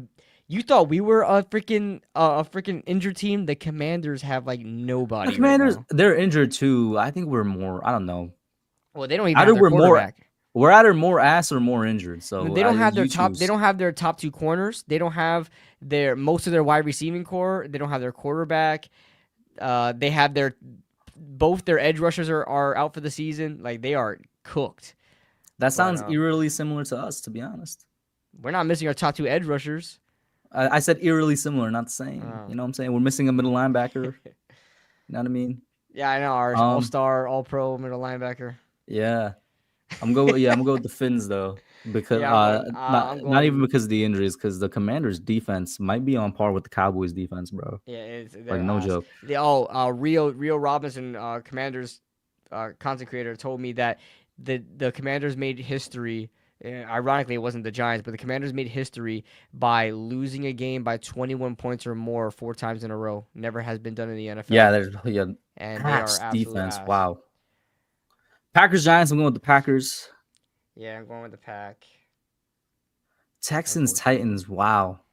I mean, I feel like I gotta go with the Texans, but I don't know. What a game of ass. I gotta go with the Texans. I'm gonna say the Texans here. I'm not confident. Panthers, Falcons. This is interesting. This could genuinely go either way. Yo, these two teams both are like Jekyll and Hyde, bro. Yeah, exactly. Now, last time they went up against each other, I'm pretty sure it was the Panthers that put him 30-0, right? Or was it the other? Yeah, it was 30-0. Yeah, it was 30-0. All right, give me the Panthers. They're gonna sweep their ass. You think they're gonna sweep? Yeah. Bro, you beat a team 30-0. You ain't gonna lose the next time. I mean, yeah, I guess. Who did they just lose to? They lost to the Saints 17-7. It's kind of ass. Was that the first time they played the Saints this season? It was. Okay. I don't know. Freaking Falcons are 3-6. Yeah, let me go Panthers too. Because wait, do they have anybody injured? Chat, do they have anybody? I really want to go with the Falcons. I don't think so. All I know is that they don't use freaking Bijan Robinson in the red zone at all. He has like 2 touchdowns on the whole season. I'm gonna go with the Falcons. Hopefully this doesn't backfire on me. Let me go with the Falcons. Let me say they get their revenge game on them. This is the rematch, the week 1 rematch. Bears Vikings. Remember, JJ McCarthy came back and won that game against the Bears. Oh yeah, let me go with the Bears, man. I don't believe in 9. 9. YBG Don, bro. I need to download that YBG Don video. He looks like a freaking angry Yorkie, bro. Bro, he looks like a spoiled kid. I'm going Bears. Nobody in that locker room actually believes any of that, man. 9, please have a game where you're throwing more touchdowns than interceptions. Look, 9? How about 9? 9. German for no. Yeah, we know, KB. It was just unfunny. That's why. Notice how nobody in the class is laughing with you. All right. It's a dad joke, you know. Dad joke. I gotta download. You know the YBG Don video though? No. Oh, I'm gonna pull it up on Twitter right now because that is the video everybody goes to when somebody like wants to have a nickname that's just not their name, bro. I gotta download that as part of my memes that I'm gonna show on the channel, bro. Oh yeah, shout out to all the veterans for Veterans Day. I gotta text my sister real quick. Oh yeah, shout out to Veterans Day, man. Shout out to everybody that's veterans on Veterans Day. Let's go here. Oh, here it is. I got it pulled up. Here it is. It's freaking pixelated as hell, bro. This is so funny. KB, I'm surprised you've never seen this, but anytime 9 comes up, he's literally YBG Don. You see it? Can I press play? Yeah. YBG Don from DC. What's your name? YBG Don. I'm not calling you YBG. What the f is your name? It stands for something. Young, black, and gifted. Yo. YBG Don. That's what I stand for, Queen. You don't like that? I'm not calling you. Hey, well, you YBG, where you at? I'm not doing that. What's your... Yo. Anytime anybody tries to have a nickname, bro. Anybody tries to have a nickname, but it's just not it, bro. That's YBG Don, bro. All right. YBG Don from DC. From DC. It means young, black, and gifted. I'm not calling you YBG. All right, let me get the Bears, man. Let me get the Bears. The Bears. Chargers, Jaguars. These are 2 teams that are exactly the same, and it's so funny because the last time they made the playoffs, they faced each other. I look at these teams exactly the same way, man. YBG Smurf Dog, Dad, stop. I'm not calling you YBG. What is your name?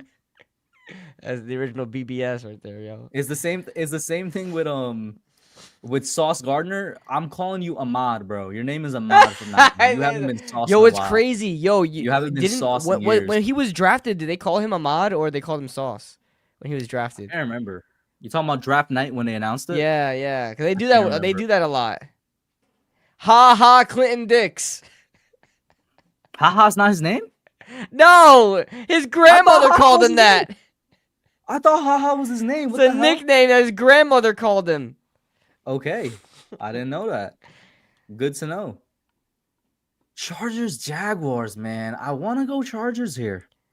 Trevor Lawrence, you just lost to Davis Mills, man. Chargers, Jags, man. Yeah, the Jags. Yo, the Jags had almost a bit. You know, they scored 26 in the fourth quarter. The Texans. They scored 26 in the fourth quarter. I didn't know bro. that. No. That's nuts. Man, this one's hard. Who are you going with? I went with the Chargers. I feel like Jags can bounce back, but I'm gonna take the Chargers just because Herbert's my fantasy quarterback. Lawrence is one of my fantasy quarterbacks right now. Jordan Love is the other. And I think I told you I had Bo Nix. I had back-to-back shitters from. I had back-to-back shitters from both of them, and the only guy to pick up was freaking Trevor Lawrence. And I'm like, all right, I guess that's who I'm picking up. Hey, call me YSG from now on, all right? YSGKB, all right? What's your name?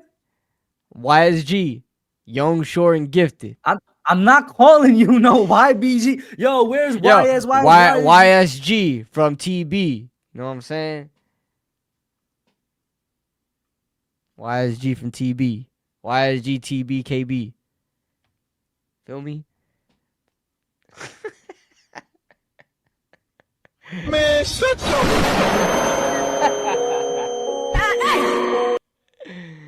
All right, I don't even know. This is the Bucks. I'm going with them again, even though they let me down against the Pats. But the Bills just got embarrassed. They got shellacked. They don't have enough weapons, bro. They just don't have enough weapons on offense, bro. Yeah, I'm gonna go with the Bucks this time. Hopefully they don't let me down again. Bengals Steelers. Last one was a classic. That was yeah. I can't believe I'm saying this. I'm going with the Bengals though. Ooh. I'm going with the Bengals. The Steelers offense been looking not good. Yeah. Literally since that game, which was like what, 3-4 weeks ago? That game? Yeah. Their object. offense hasn't looked good. I'm gonna object. I'm gonna say Aaron Rodgers gets his revenge. His get back game. Yeah, back game. 49ers Steelers. Let me go 49ers. Shout out to Trey McBride, man. He tried to save my team so much, but he couldn't. He gave me like just for you. Points. He said I got you, coach. I'm trying. Listen, this game is gonna be good. Seahawks Rams. Yo, somebody out the NFC West better be representing us in the Super Bowl, bro. 55-52, Seahawks win. This game's about to be nasty. I'm going with the Rams. I'm going with the Rams. You going with the Rams? I'm gonna go Seahawks here. I don't even blame you. The NFC West better be representing us out of the NFC, man. They better just shellac the Eagles. Yeah, I wouldn't mind seeing the Seahawks back in the Super Bowl with like Sam Darnold. But that would be crazy. Darnold at quarterback. That would be crazy. For the Seahawks going to the Super Bowl, that would be boy insane. Jackson Smith and Jigba, bro. Yeah, and If Leonard Sam Williams. Darnold- I'll be happy for Leonard Williams, man, and Julian Love. I'll be freaking pissed that Leonard Williams and Julian Love are in the Super Bowl, bro. We gave them two of their best defensive players. But I'll also let you know right now. If you love them, let them go. Make the Super Bowl, bro, if the Seahawks make the Super Bowl, I guarantee you Clint Kubiak is our next head coach, bro. If they make the Super Bowl. Because I have a feeling he might not leave Seattle. I have a feeling he might stay in Seattle, might not want to go for his head coaching gig yet. But if he just made the Super Bowl, he might be like, matter of fact. What if the Rams go to the Super Bowl? Aubrey Pleasant. I can't lose. I can't lose. We can't lose. I can't lose. All right. Chiefs Broncos. Please, Chiefs. Yeah, I'm taking the Chiefs here. The freaking this Broncos. Fake ass 2018 Bears team of a Broncos team. Yep. Man. I don't believe in them. Yep. Ravens Browns. Yep. Ravens continue to rise with Lamar back. I'm gonna go with that. Yep. Me too. Oh, Lions Eagles. Talk about another good game. I am slamming the Lions. Really? After the coaching issues they're having? I don't. The Lions have coaching issues. Well, that's the whole reason Dan Campbell had to take over play calling, right? He did? Yeah. Am I tripping, chat? Let me look this up, bro.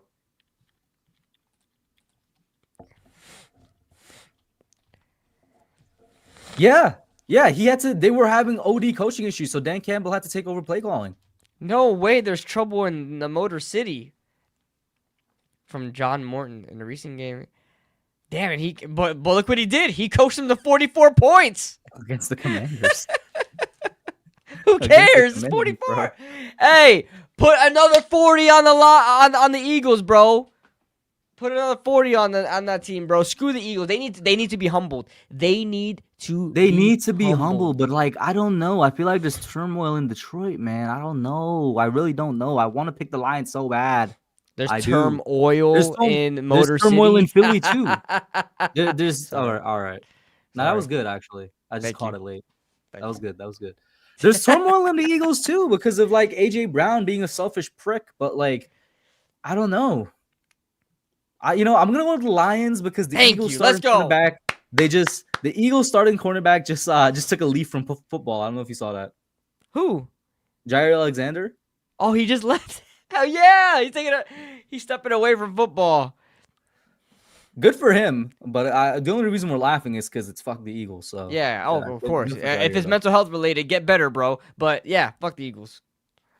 Lions win Super Bowl. I don't know. I think I might be slamming the table too early, but I think it's the Seahawks or the Rams going to the Super Bowl from the NFC. Though.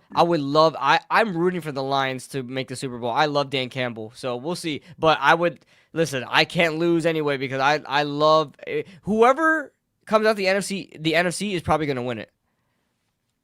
Yeah, I agree with you. Yeah. The AFC doesn't look that good. And it's so funny because we always say, and it still holds true in my opinion, the AFC has like better quarterbacks. The NFC just has better rosters. That's what it is. Yeah. And then finally, Cowboys. Like, no notes needed. Cowboys. Yeah, I'm taking the Cowboys here. The Raiders. What are the Raiders? What are the freaking Raiders? A team that's like they don't even know who they are, brother. Geno Smith throws 3 picks like every game. So now that we finished with our picks, let me show y'all how my quarterback let me down in fantasy, bro. This shit really pisses me off because this score, if he gave me just 10 more points, which would have been an average quarterback performance, I would have won. Genuinely, I would have won. Look at this. Look at the score, KB. I lost by 9 points. Bo Nix gave me 7. Oh, if he gave me 17, I would have won. Look at the performance that Trey McBride put up, bruh. 27.7. Legacy game, bro. Holy moly. Bro, freaking DK Metcalf let you down too. He did. If I just had a normal average quarterback game, which would have been like 17 points, I win that game, bro. That's crazy. Pissing me off. And then now next week, because I have some of my players on bye, it's like the projected is 50-50. It's so funny. Damn. So funny. And I got Jordan Love starting because he's going against the Giants. And I'm like, please tear up our defense, buddy. That's all I'm hoping for. Just tear up our defense. He's going to be calling the game with me. Jordan Love touchdown. Yes! Yes! Any Jordan Love touchdown I'll be cheering for, man. I need it. I was undefeated in that league, and now I'm 8-2. And I'm just like, I got to get back on track, bro. Got to get back on track. It's my quarterbacks are the only reasons I've lost those 2 games. First, it was Jordan Love, and then it was Bo Nix. It's kind of hilarious. But, guys, that's going to be it for now. Thank you guys so much for showing up, showing out, chatting, being with us, chilling out. All the things, man. Shout out to Toast, Smurf, Nova. Let me scroll up here. Yuvraj, KSB. Continue scrolling up. Because everybody has their, like, weird username thingy now. Jay, who was in here earlier. Dope. Robert. Shout out to everybody that was in here, man. And thank you guys for tuning in. It's been another great one. Like I said, keep your eye out. I might go live Friday night for the Knicks game. I'm leaning towards it. I just got to see if I'm going to have the time. And that's going to be it. KB, any last thoughts? Listen, Giants season is over, but at least we have head coaching searches to look forward to here in Week 11 of the NFL. Yeah, but whatever. I'll still be. I'm not in the tank mode anymore. I'm just like I want to see the team perform well, and whatever we end up with is what we end up with. So, yep. I'm with you. That's it for now, guys, and we out. Peace.